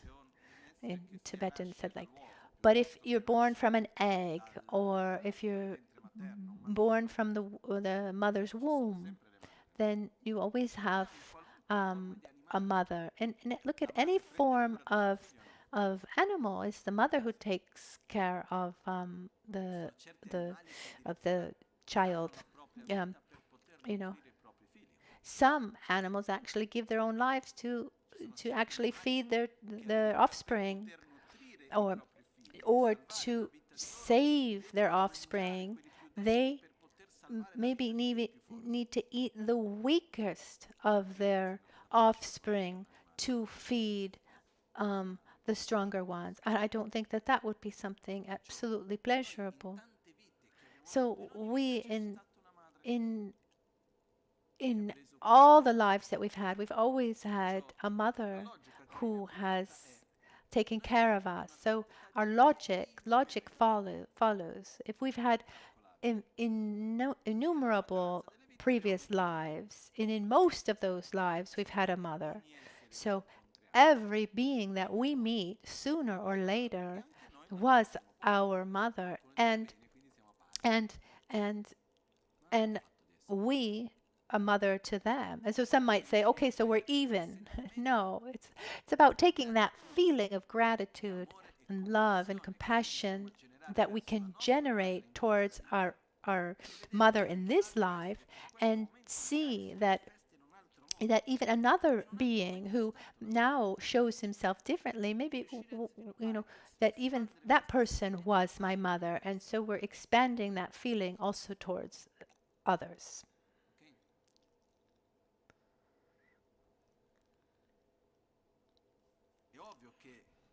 Not maybe, but surely was my mother. So it's obvious that it's one path after the next. So it's fundamental to feel this gratitude towards our own parents in this life, towards our mother, towards our father, then expand it, towards others. You see, that the practice of Tonlan is not that obvious. I mean, there are some very necessary prerequisites at the basis. And once we have this feeling, we inhale. We desire the suffering of those beings around us. You know, we desire strongly that they don't suffer. You know, let it come onto me. I mean, I don't want you to suffer. I'll take it. And so we imagine that the suffering of others comes in the form of black, dense smoke that comes in through our nostrils, and it absorbs into that black mass at our heart. This is very important. The negativity of others. We inhale. What do we inhale? Their sufferings, their mental defilements, their negative karma, and the sufferings are included. Their poverty, their sicknesses.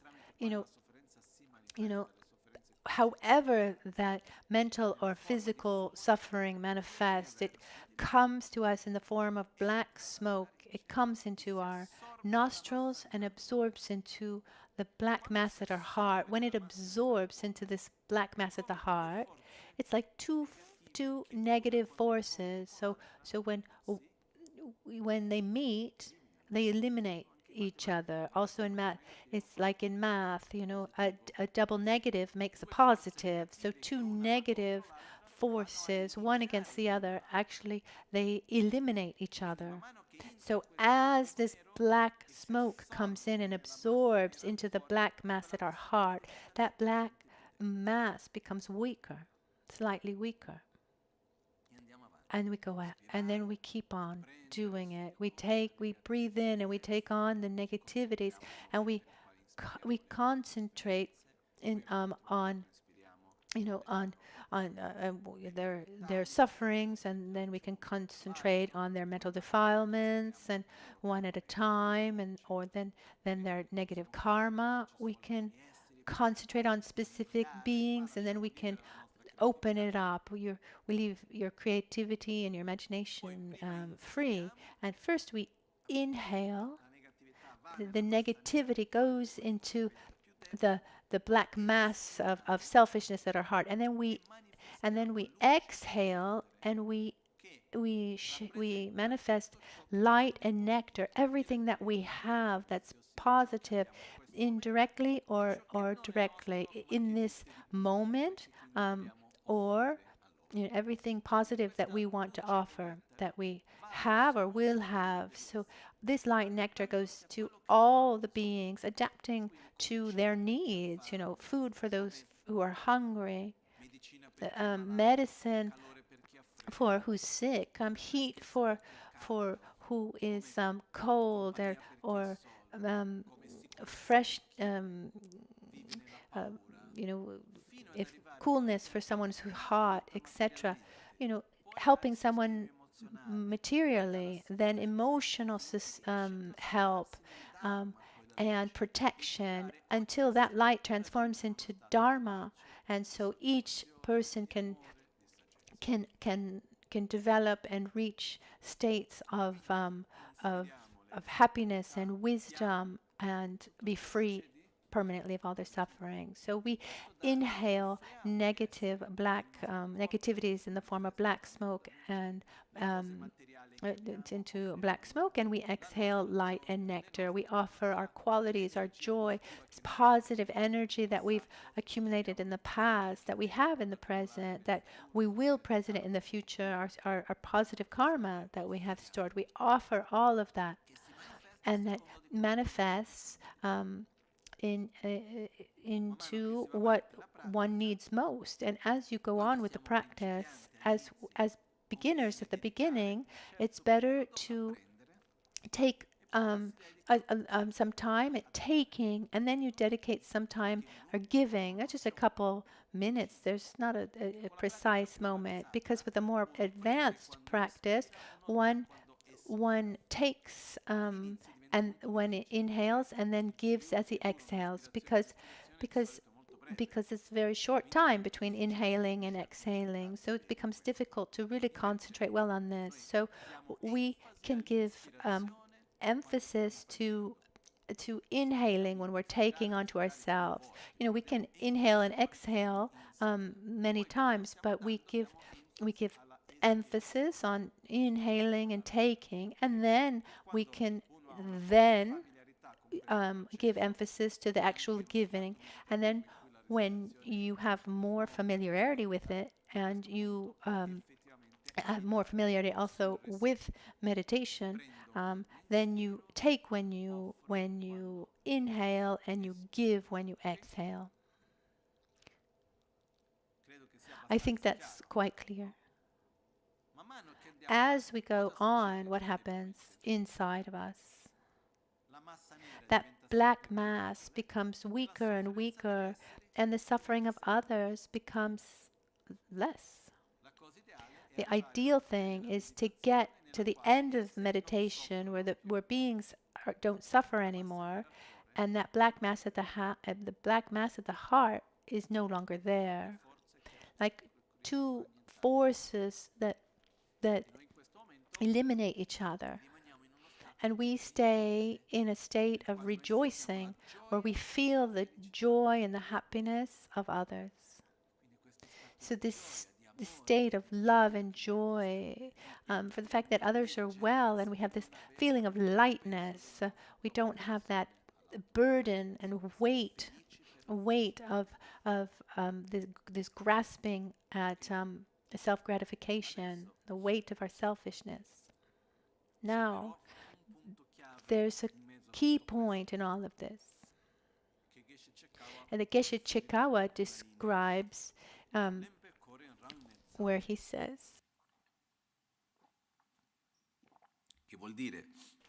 which means you should start the order. The order starts with yourself. You should begin by taking from yourself. So the order, literally, the order starts with yourself. And there are two ways to see this, and they're both valid. You can translate it as the practice, even if it's called giving and receiving. It starts by receiving. Tong len. Tong is give, len is taking. But you practice it by starting by first taking and then giving. There's a curiosity. There's something curious here, or something funny here. So in Tibetan, it's in the Tibetan language, how sounds are important. And sometimes when you put words together, they just don't sound right. So you can change the order. For example, when you list body, speech, and mind, qualities and actions, which is the right order, in Tibetan, you write it. You say body, speech, and mind, action, and qualities, because it just sounds better. When you list it, it's 1, 2, 3, 4, 5. But if you say those 5, you would list it 1, 2, 3, 5, 4, just because it sounds better. It's just an aspect of Tibetan language. Tonglen, it practice it as len tong, but we say tonglen. And len tong sounds Chinese. There's a sound. It doesn't sound good. So some teachers would say that just because it doesn't, precisely because it doesn't sound right, instead of len tong, it's said tong len. It's called the practice of giving and taking, but we first take and then we give. So for this, we start with ourselves. And another meaning is first we take on to ourselves and then we give to others. But the same verse has another meaning that's much deeper, and it seems strange to me that we give that we would give so much importance to the name of a practice. And it's the following.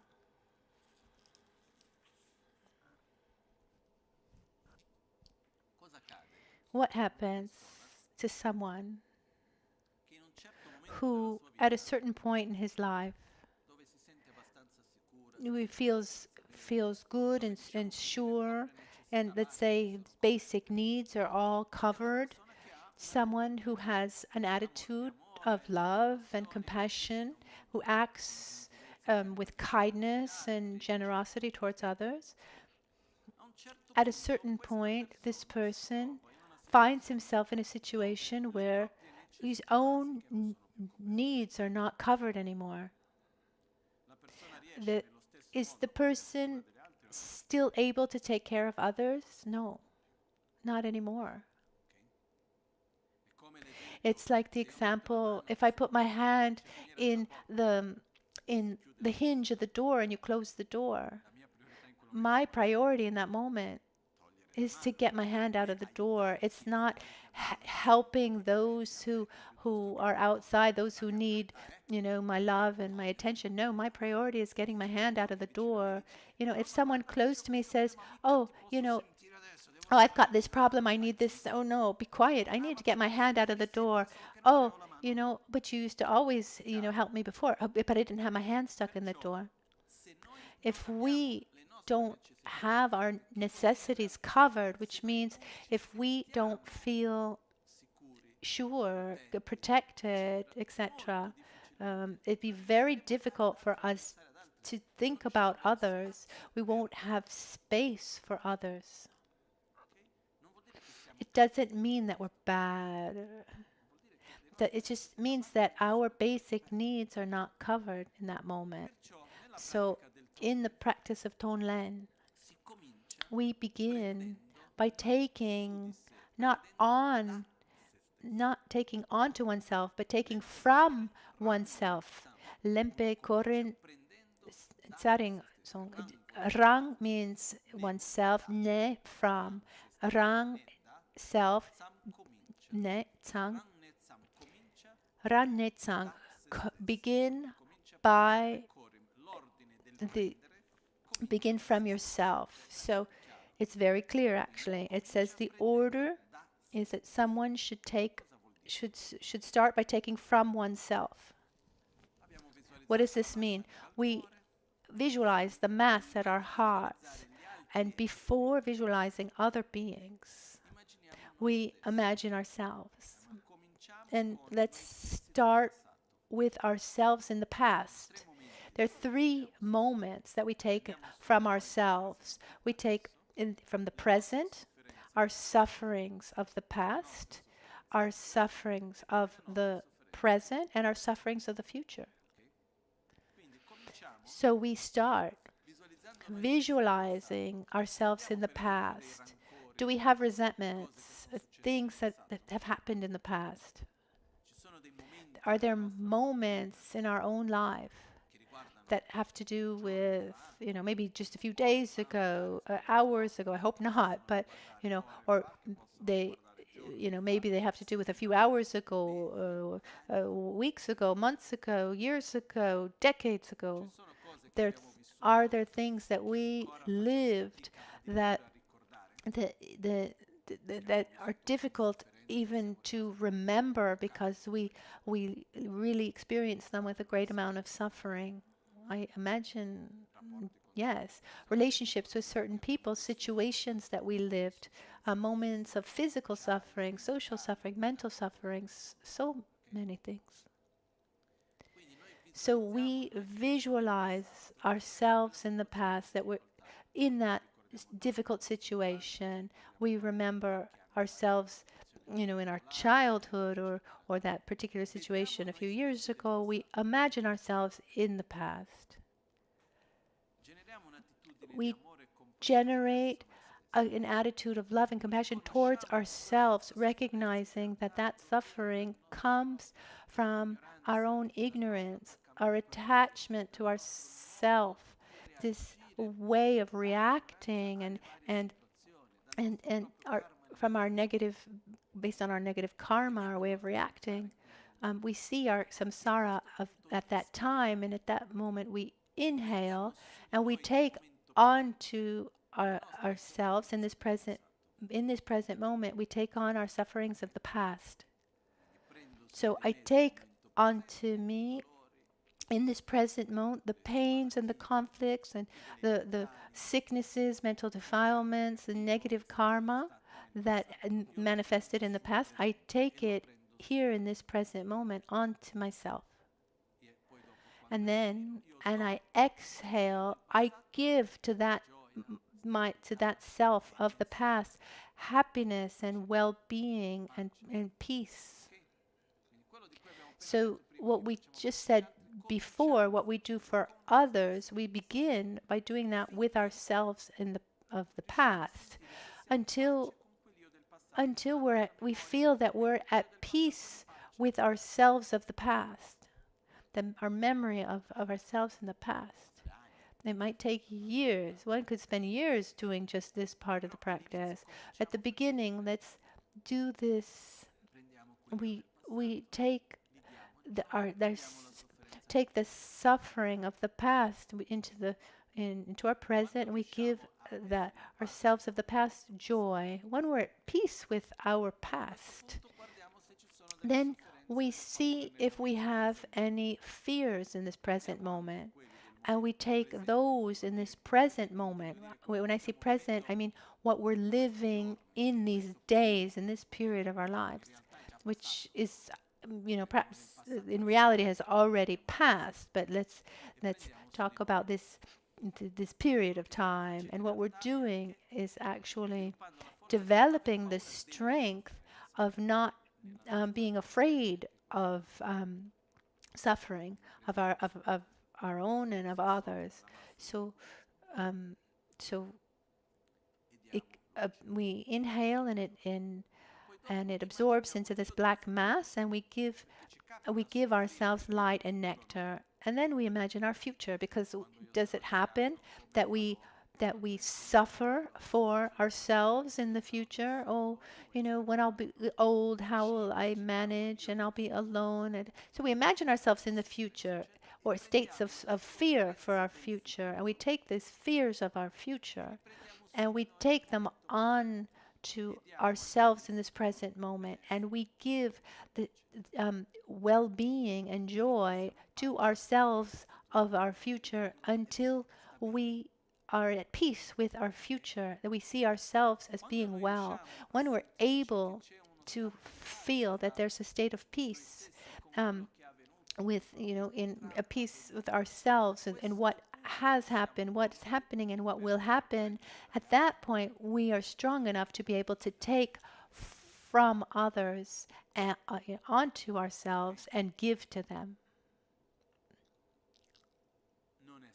It's not easy, but it's this step is very important, because there's an enormous difference if we start right away giving to others, but without being at peace with ourselves, it's just not going to work. So first, in meditation, and it doesn't mean that we do this meditation 2 or 3 times that we've cured and we've overcome all of our traumas of the past. No, but in meditation we're kind to ourselves. We see ourselves, and for a moment we feel at peace with ourselves. I'm fine. I feel good. And at that point I can see others and offer to others. Okay, are we there? So,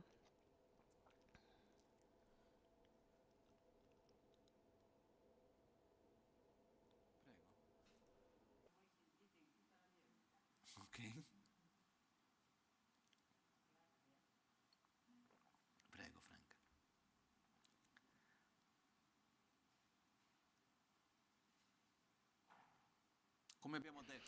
as we said, in other instances, it's very important to respect where we are in our starting point, where we're starting from. And the beauty of these tools is that they allow us to do this, even if it's a strong tool to overcome selfishness. It starts from selfishness itself, from taking care of oneself. And if we're not in a state where we are feeling good with ourselves,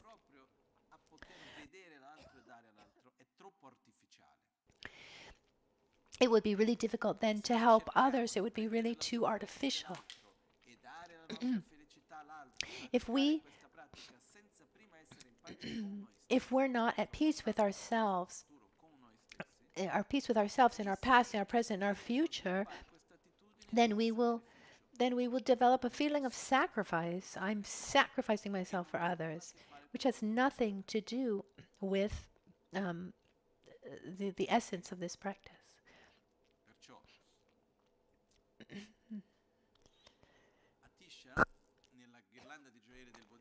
Atisha, in the Jewel Garland of the Bodhisattva, there's a verse where he says, let's see where it is.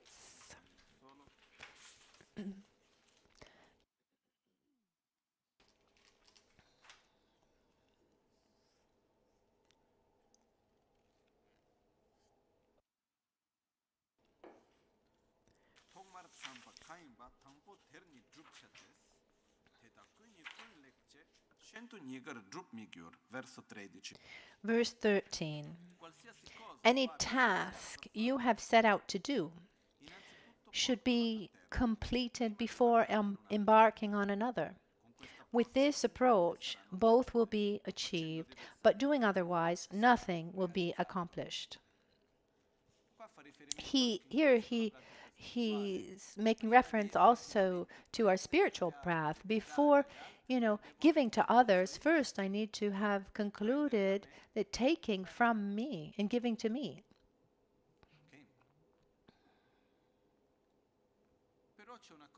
Giving to myself. But there's something also important along our path. Even if we realize one step after the other, it's important also to start imagining and preparing ourselves for the steps that we're not ready yet to realize or to practice. What does that mean?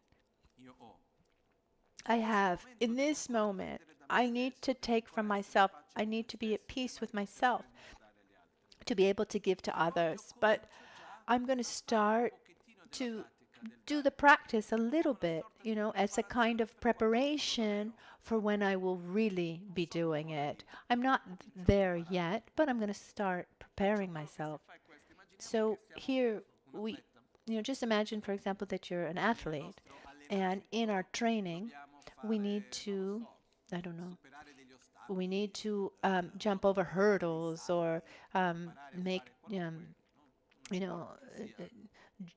jumps, or imagine in a sport we need to do many different things, or jump over hurdles. And in this moment, I'm in this phase where I can only go over hurdle number 1. And I can't start training in that second obstacle or hurdle until I've perfected the first. Because if I try to get over that second one, I'm going to hurt myself. So I'm going to stay with the first one. I train until I'm perfectly trained in the first. So I start and I tell myself, I'm going to train in that first one. And perhaps I haven't completed completely that training in that first one. I'm going to have to keep repeating it. But once I've finished that first one, I'm not going to go on to the second one yet. But I do imagine it. I imagine, okay, after having completed this first one, then I'll have to go on to that second hurdle. And it'll be like this. And then once I've done the second, I'll need to get to that third one. And once I'll need to do this, I'll need to do it like this. And I imagine the whole process. I put emphasis physically as a training in where I am. But already I mentally start preparing myself to the next steps that will come after. Is that clear? Similarly, in this moment, maybe I'm in the phase where maybe I'm in the phase where I'm putting clarity into my objectives and what I want in my life. And so I need to put emphasis, if I really want to get out of my samsara and help others do the same, or if I want a comfortable samsaric life, do I want to really confront my mental defilements and find inner peace, or do I want more favorable conditions around me and try to survive in a comfortable way, and then what comes after, who cares? I mean, that's a choice. And so it's a first question. And if I'm still at that level, okay, I put emphasis there. But then I know that I'll need to familiarize myself with the preciousness of this life, and then with impermanence and the certainty of death, and the uncertainty, the moment of death. And once I've generated that, then I generate love and compassion towards others. And then gradually, there are the various steps to follow. Now I put emphasis on where I am, but I'm already preparing myself for what I'll have to face afterwards. Okay? So in the practice of Tonglen, we begin by generating first equanimity. But before equanimity, first we take from ourselves and we give to ourselves. Then we generate equanimity towards others. The two forms of equanimity. See that everyone suffers the way we do. Everyone wants to be happy the way we want to be. Everyone's taken by their own ignorance and mental defilements the way we are. After that, we generate the equanimity of not feeling attraction or aversion towards others. We have the same attitude of wanting every being to be free from suffering and to be happy. And after that, we concentrate on this feeling of gratitude towards our own mother. We're able to feel that deep sense of love towards our mother, with this great sense of compassion. Because if I find if I see my mother I see my mother in great difficulty after having helped me so much, I need to help her. At least. The least I can do. She helped me. She supported me when I was completely vulnerable. Now she's in trouble. It's my duty to do something to help her. What if at a certain point our mother goes crazy and she treats us badly?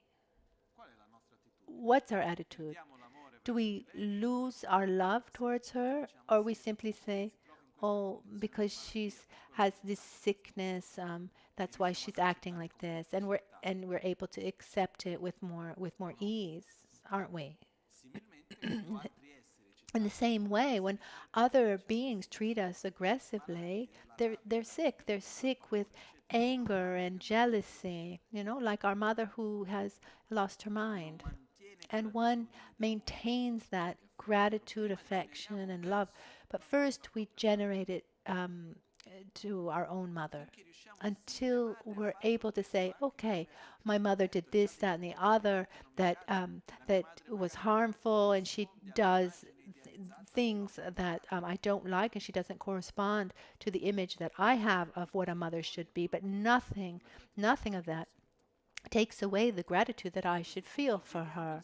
And then we see the samsara, the cycle of suffering that she finds herself in, and we desire deeply that she be free from every type of suffering and be at peace and full of happiness. Once we're able to develop this feeling, and let's remember that inside this feeling that we put a lot of emphasis in these days is to make a separation between person and action.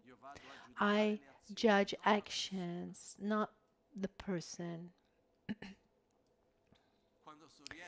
When I'm able to feel that at that point, then I look around me, those closest to me, the ones I know, and we see that and they too have given me so much. Also because being my mother aside, without other beings, we can't do anything. I mean, even to eat, we depend on other beings. We're here, it's winter, and look at how I'm dressed. Comfortable. How many people does this depend on? How many people have to work and do? How many things are behind the most basic things in our life? From our survival to our pleasures, so many. Starting with so many beings. I mean, if we feel good, it's because there's an enormous quantity of microorganisms that are working for us. I don't know if you've ever reflected on the gratitude on the microbes in your gut when you eat. I mean, how is it that you're able to digest? There are beings who help us, who allow us to digest our food.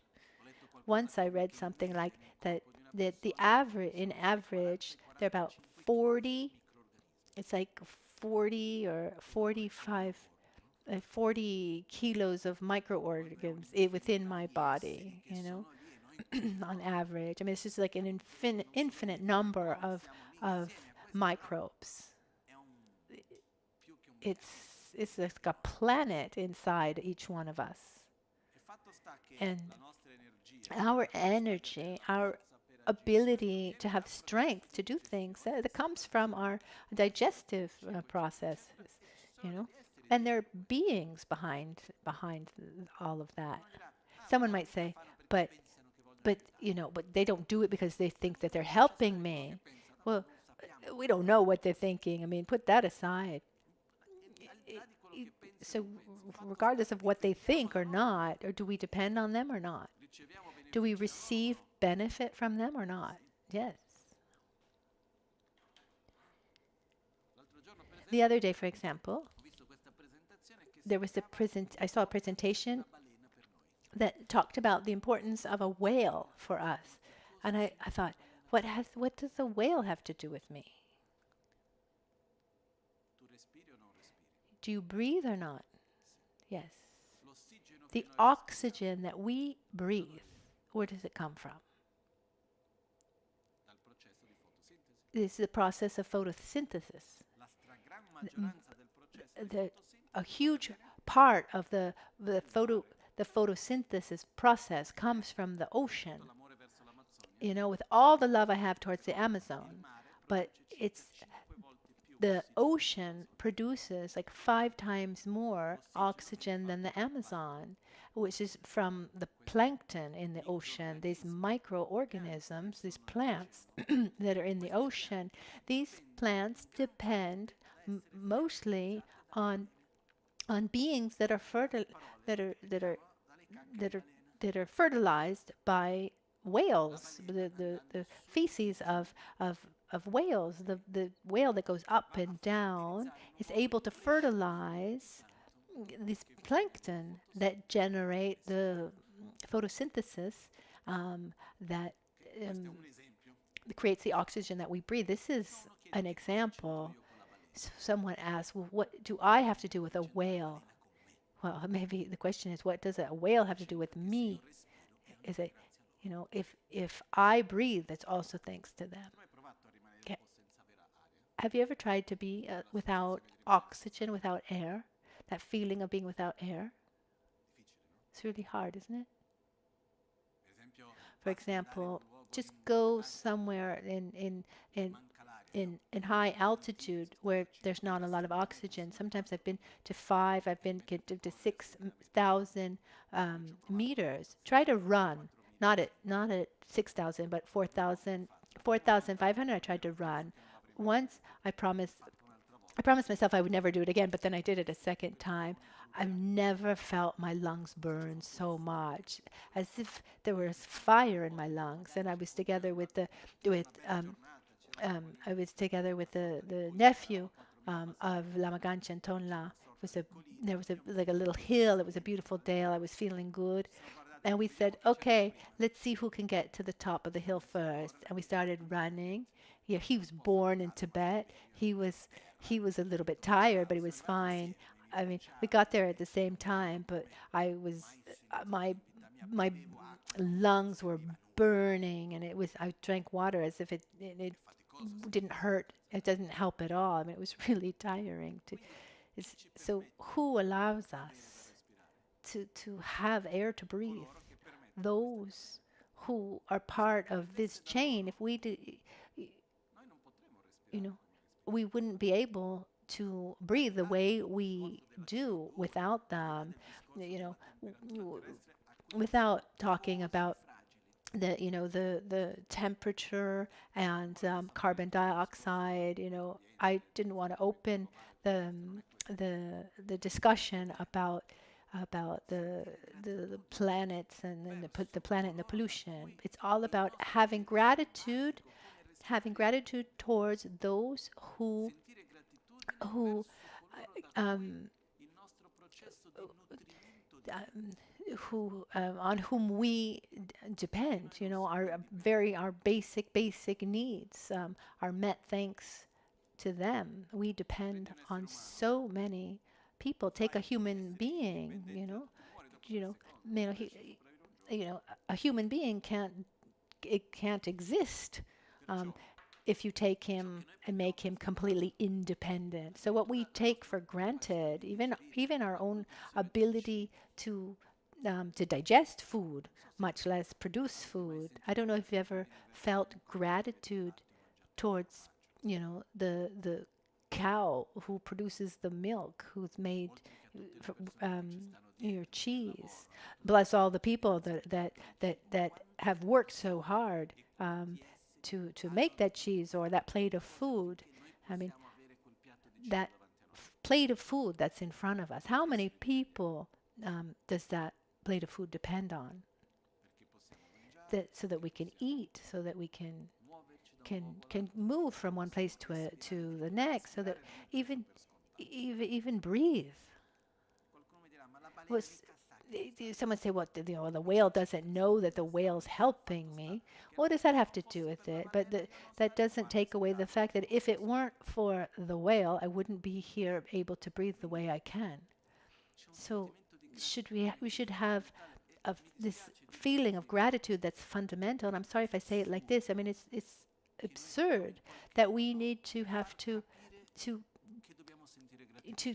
convince ourselves to feel gratitude, that it's not something spontaneous.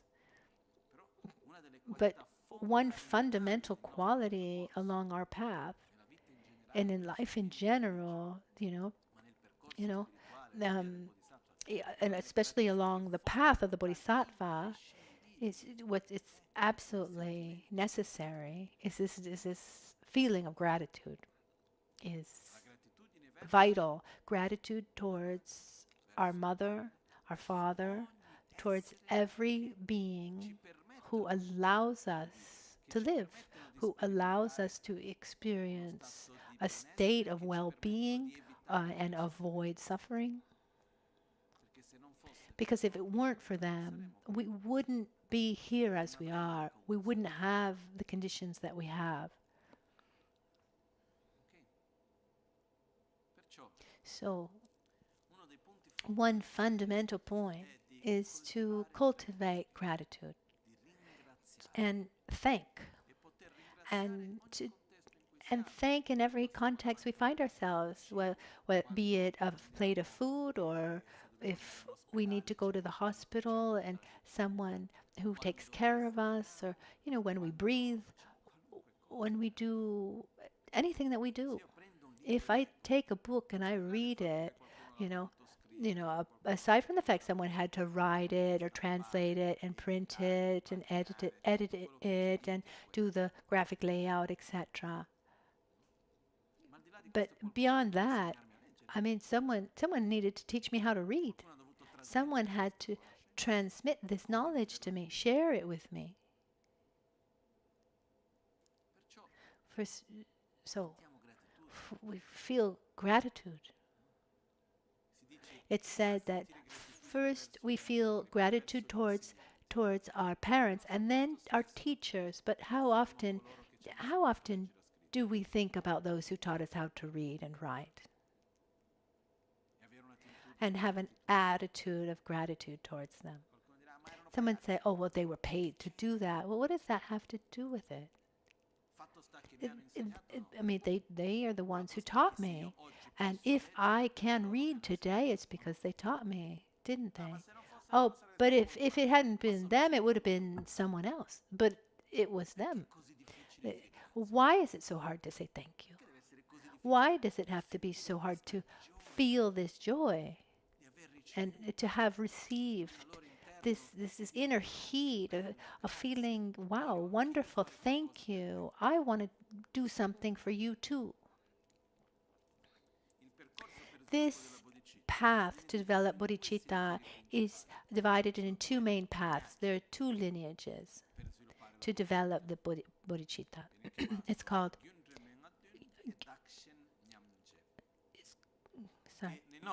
in our lineage, Atisha teaches, he actually unites both lineages. The two techniques are the seven causes and results to develop bodhicitta, and the other one is called doctrine to equalize and exchange self with others. Let's look at the first one. The seven causes and the result are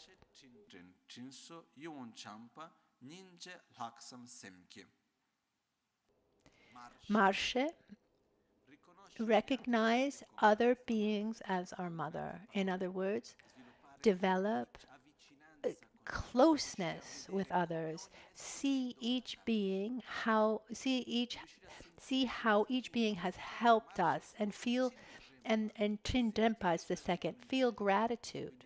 So first I recognize how important each being is, how important they were for me, how my happiness and the most basic of my needs depends on others. I don't exist in an autonomous way. We all depend on a very complex balance, some interdependence of that involves every being, every animal that exists, every being has his part. There's some we're not able to understand, what their function is, maybe. But if we,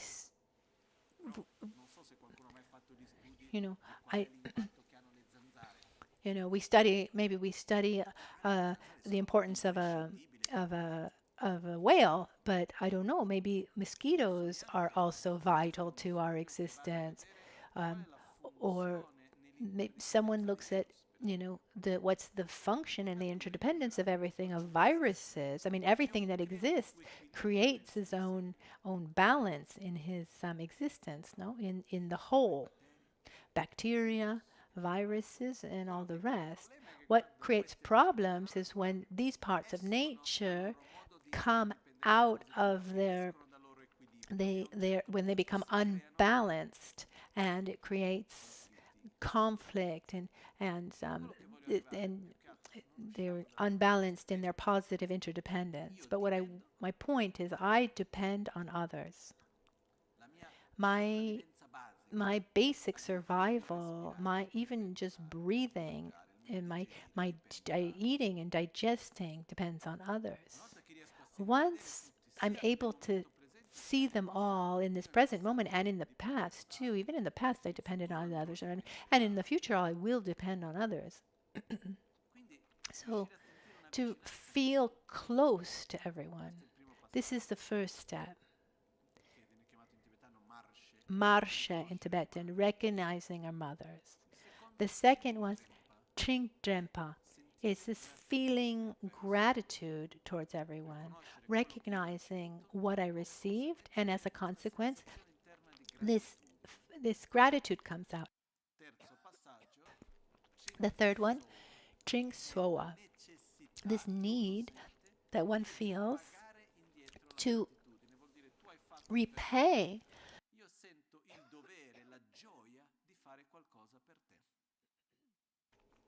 You've done something good for me, and I feel that I want to give back to you. I receive a lot, and so I need to give you the minimum of what I have. Chinsoa. Niwon Jampa is the fourth. The first point is to develop love with affection, a closeness with affection. I need to pay back. I need to pay you back for what I received, but we want everyone to be well, not these others to whom I'm indifferent. No, those who are responsible for my even breathing, and as a natural consequence to what I've received and wanting to pay back, I want them to be happy. Niwon Jampa. And as a consequence of that, the fifth point is Ningje. Ningje is compassion. Compassion is, I see that these beings that I want to be happy, I want them to be happy, but I see that they're suffering, so I generate this strong intention for each one to be free from their suffering, so they can live in a state of peace and joy and free from suffering. And the sixth point, laksam, is the consequence of that. Laksam means this supreme intention. Lakpa means that which goes beyond, and sampa is the thought or intention. The superior intention is called, which is one takes on the responsibility of helping. Not only do I not want you to suffer, but I'm going to do everything that I can to help you not suffer, to keep you from suffering. So you see, in that first case, there's an ordinary love where I say, okay, I don't want you to suffer, but I don't have the means to help you. But it's still compassion, but that lacks the responsibility of doing something about it. I'm not taking on the responsibility of your happiness or of making you happy. I'm taking on the responsibility to help you be happy and avoid suffering. So in this intention, we say it's my priority to help you to be happy, to not suffer. The same thing. That's the sixth point, laksam. The seventh is the final result of the bodhichitta, is when I say, to be able to help you get out of suffering, I have no other alternative if not to develop my own qualities to their maximum potential, to then be able to adapt myself to your reality with wisdom. So may I reach a state, may I obtain this state of so-called enlightenment, may I develop my qualities in their maximum potential. And as a consequence, eliminate all my mental defilements, so that in this way I can help you do the same. In Buddha, Dharma, and Sangha, I take refuge until enlightenment. So I stay on my path until I've reached it with the practice of generosity and the other perfections, and perfecting generosity, morality, patience, enthusiastic effort, concentration, and wisdom. Through this path, may I reach this Buddhahood for the benefit of all sentient beings. Or may I become myself a Buddha so that I can help every being come out of suffering, of samsara. But the intention isn't, oh, may I become a Buddha, and once I'm a Buddha, since I'll be bored, let me help other people. No, my priority is the well-being of others, and I have no other alternative than to develop myself to have the tools to help others. And these are the 7 causes, the 6 causes and the result that have equanimity at the basis. Is this clear? Can we see how one takes to the next? At the basis, there's equanimity. Everyone suffers, everyone wants to be happy, and we start from this equanimity where we see that there's no difference between anyone. Marshe, to feel closeness with every being and thinking of every being like our mother. And not only, there's so many ways our life depends on others, how beings are close to us, because our natural way of being. What happens, for example, if at a certain point we get sick and we meet someone who has our same sickness? That brings a kind of closeness, doesn't it? Or are we indifferent? I have a certain sickness, and I have someone in front of me who doesn't have. I have someone in front of me who doesn't have that sickness, and someone who does have that sickness. Do we a difference between these two people? We feel closer to the person who has that same sickness. This equanimity starts from this fact that we're all sick in the same way. We're in the cycle of samsara. We're taken by the all-permeating suffering. We're taken by our selfishness and our ignorance and anger and jealousy in the same way. And seeing this equanimity brings us to generate closeness. And not only are we in the same boat, in the same situation, but each one of us has given me and gives me so much, more than I can imagine. Even my most basic state of well-being depends on them. Even my karma, my positive karma depends on them, because positive karma that allows me to be well is a fruit of what I've done. But positive karma comes mostly from generosity and sharing and what I'm able to do towards others. So my positive karma also depends on others. So I recognize this closeness to all beings, and I generate gratitude towards them. From gratitude arises this feeling of wanting to pay back what I've received. And from this comes a love, of wanting them to be happy, and then compassion for them to not suffer, and then the determination to take on me the responsibility to do what I need to do to help them get out of their own suffering.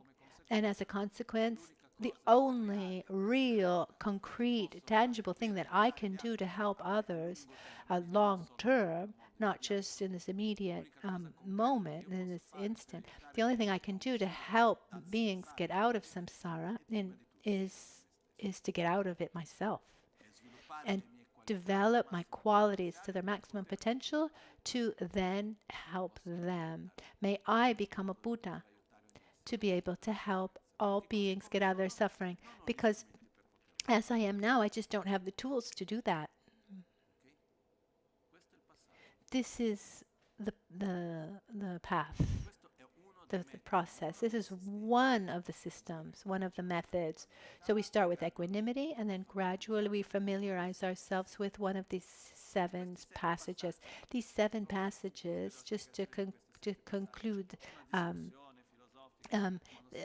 there's a whole philosophical discussion about it, a debate, is if the last of the 7 is a result or if it's still another cause. Is it 7 plus 1 or 7 causes?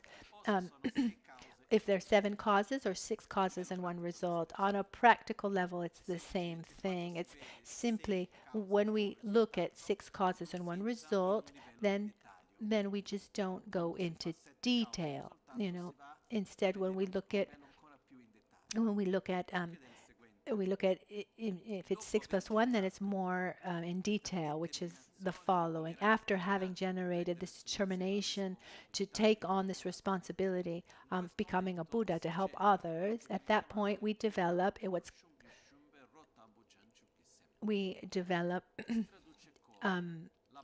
bodhichitta that is similar to the taste of is similar to the taste of a sugar cane, the sheath of a sugar cane. I don't know if you've ever had sugar cane in India, and I've had it. If you take sugar cane with your, first you take it with your teeth. First, you need to take off the bark of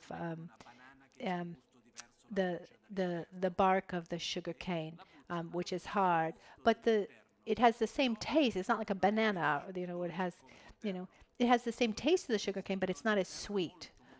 Inside is much sweeter.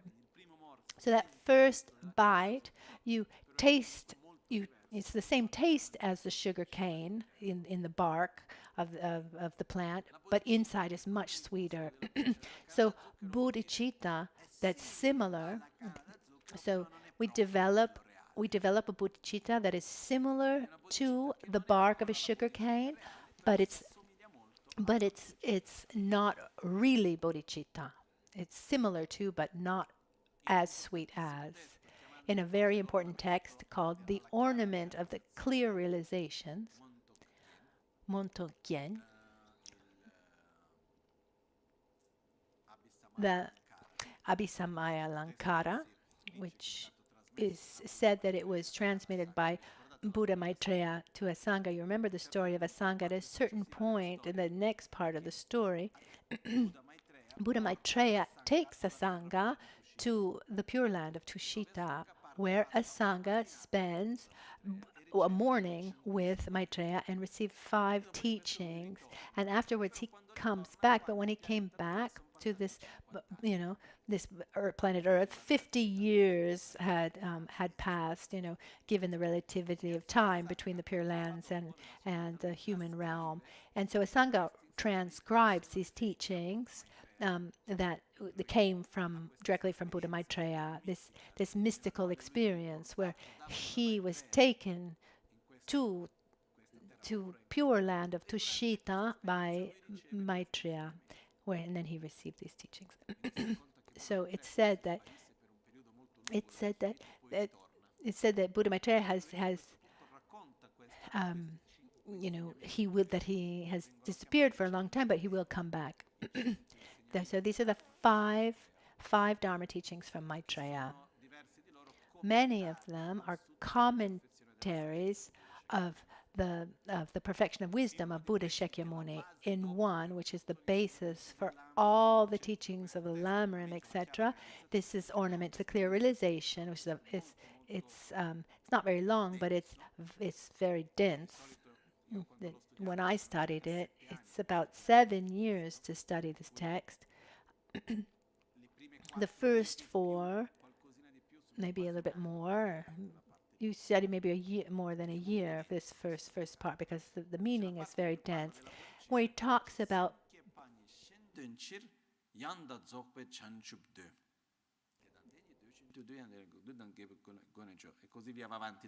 so this is the part where he talks about bodhicitta, and it says the Semkye Panyi, the generation of the mind, making reference to bodhicitta, Shentu Chir, is for the benefit of others. Yandang Zope Chanchuk Dun, the desire of enlightenment, Chanchuk Du, Yandak Zopa, is Yandak means perfect, and the desire, it's the desire of the perfect enlightenment. And this verse shows us the essence of bodhicitta, this state of consciousness that is made up of 2 aspirations. The 2 aspirations are the aspiration to one's own to one's own needs and to the needs of others. The first aspiration of needs to others is the happiness of others is my priority. I aspire to the happiness of every being, and this is a fundamental part of bodhicitta. The other aspiration is I want to become a Buddha. To sustain that first aspiration, because once I have this aspiration that every being be free of their suffering and find a state of peace, I can't, the only thing I can do for that to happen is to become a Buddha. So my personal aspiration, it's my own personal aspiration, but it exists in dependence on my first aspiration of wanting to help others. So this aspiration or desire that each being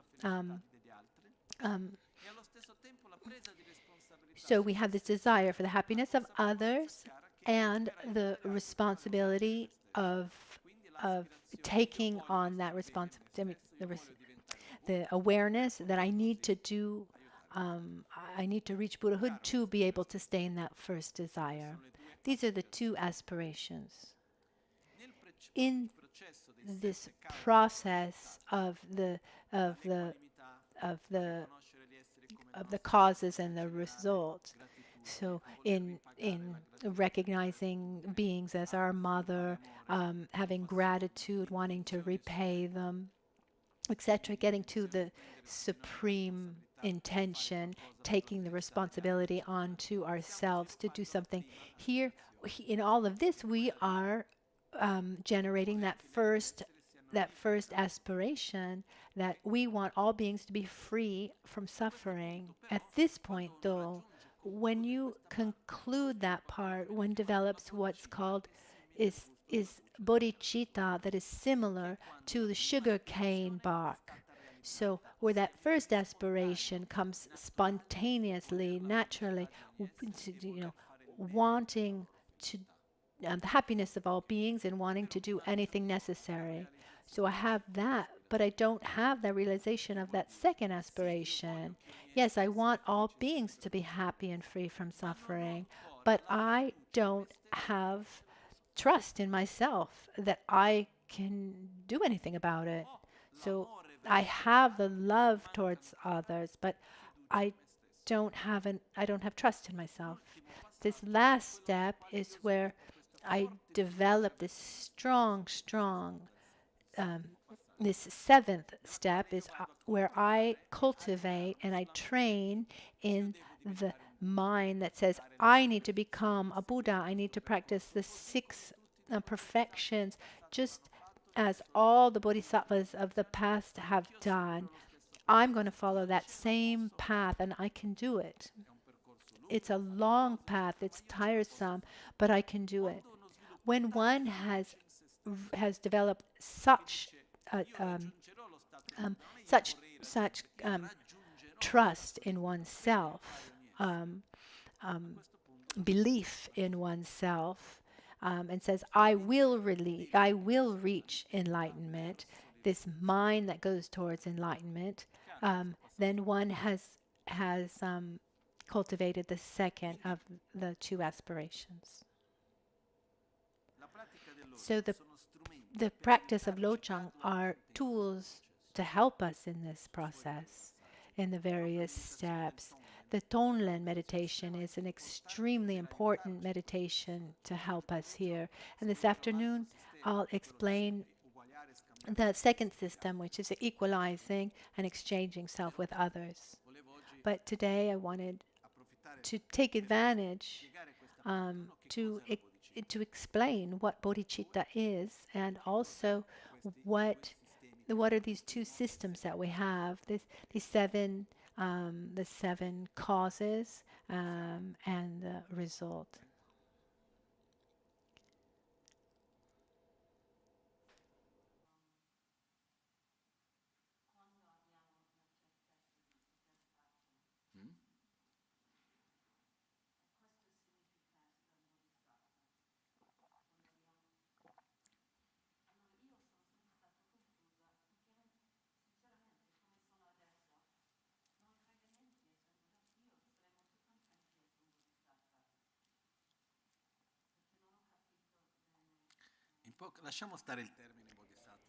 So just leave aside the terms bodhisattva or Buddha. Bodhicitta arises once we have this total determination, you know, with trust in oneself, you know, to help others become Buddhas, you know. So one needs to. So my absolute priority is to help others, you know, not just on a superficial level, you know, with the suffering that is manifest, but help each person get out of this cycle of suffering. But if I can't even help the person next to me to get out of his own cycle of suffering, just imagine, you know, all sentient beings. I mean, instead being able to adapt ourselves to the needs of everyone, being able to be able to do that, we have no other choice than it's a little simplified to say, but you know, you know, if we need to be able to see others, but it's through wisdom to its maximum potential that allows us to see others, understand others, and to act accordingly and interact positively. That's the only thing we can do towards others, is to interact. So bodhicitta is, may I who desire strongly to become a Buddha, I desire to reach the state of peace, of full development of wisdom and love, so that I can help every being get out of his own cycle of suffering. This is what is called bodhicitta. Once, you know, and then there are two types of bodhicitta: Mumpa Semkye and Jukpa Semkye, which would be the bodhicitta of the aspirational bodhicitta, and the engaged bodhicitta, or of the action, committed, engaged. So the aspirational bodhicitta is at the beginning of our path. The practitioner has this strong desire and the strong determination to want to develop himself to his maximum potentials, to become a Buddha, to help others, but still he doesn't live accordingly. It's the engaged bodhicitta is when one actually puts into practice in every aspect of his own life this development, you know, the actions of generosity and love, etc., and patience, etc., and does everything necessary to become a Buddha. So there are these two moments where one is aspiring and to have bodhicitta, and one has actually engaged bodhicitta. But what's important for us right now is one needs to gradually create familiarity with the concepts, with the path, with the causes that take us towards this result, understand also where we are, and try to see what steps we need to take. This is important. As we said yesterday, there's no hurry to get there. We have the hurry to put ourselves on the right path. It's important to walk on the right path. So we need to walk in the right direction. No hurry to get there.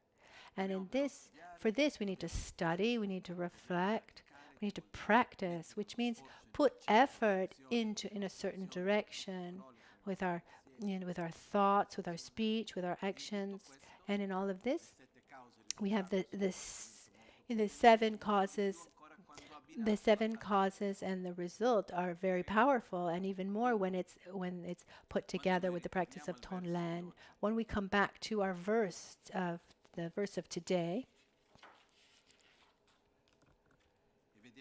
and we see, in short, may I offer to all my mothers, you know, both actually and indirectly, whatever will benefit and bring them joy. And may I hiddenly accept on myself,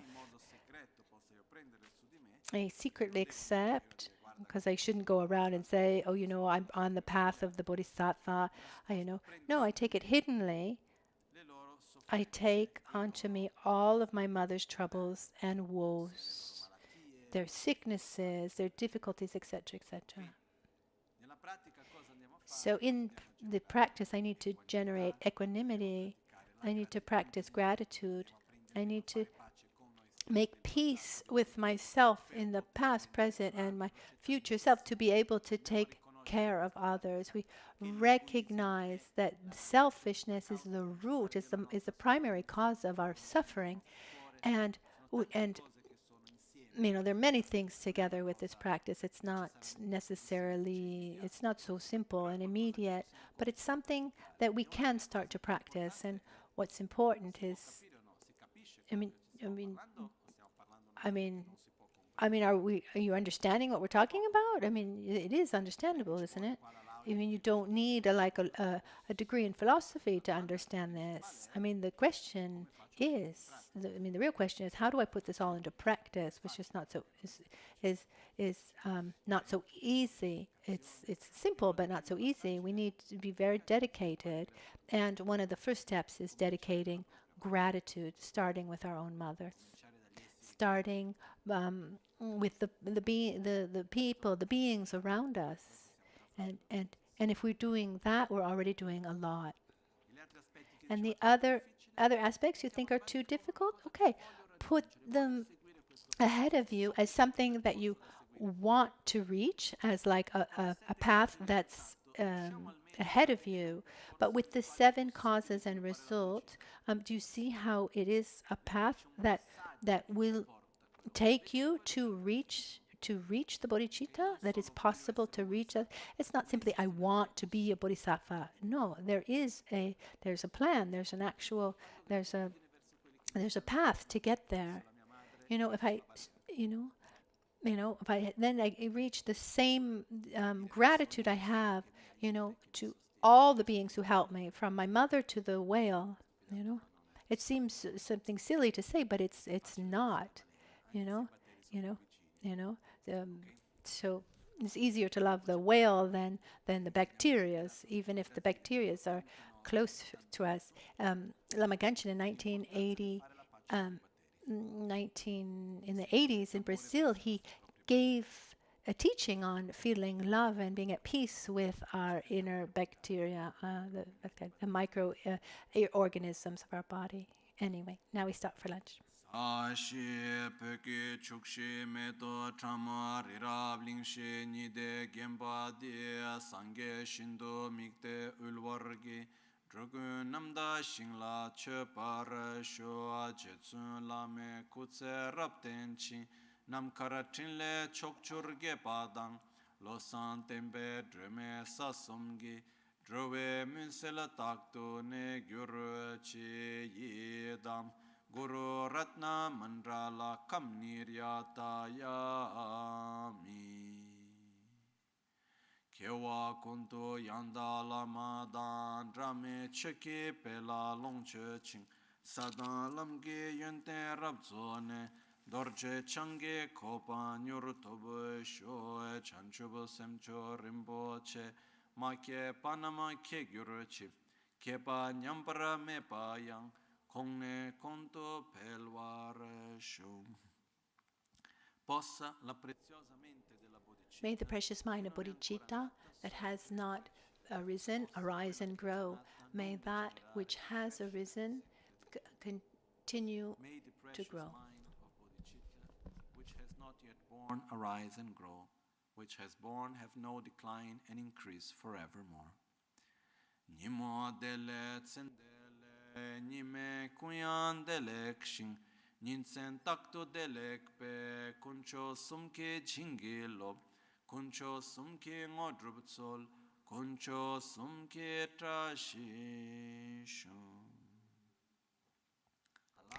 At dawn or at dusk, at night or day, may the 3 jewels grant us their blessings. May they help us to achieve all realizations and sprinkle the path of our lives with various signs of auspiciousness.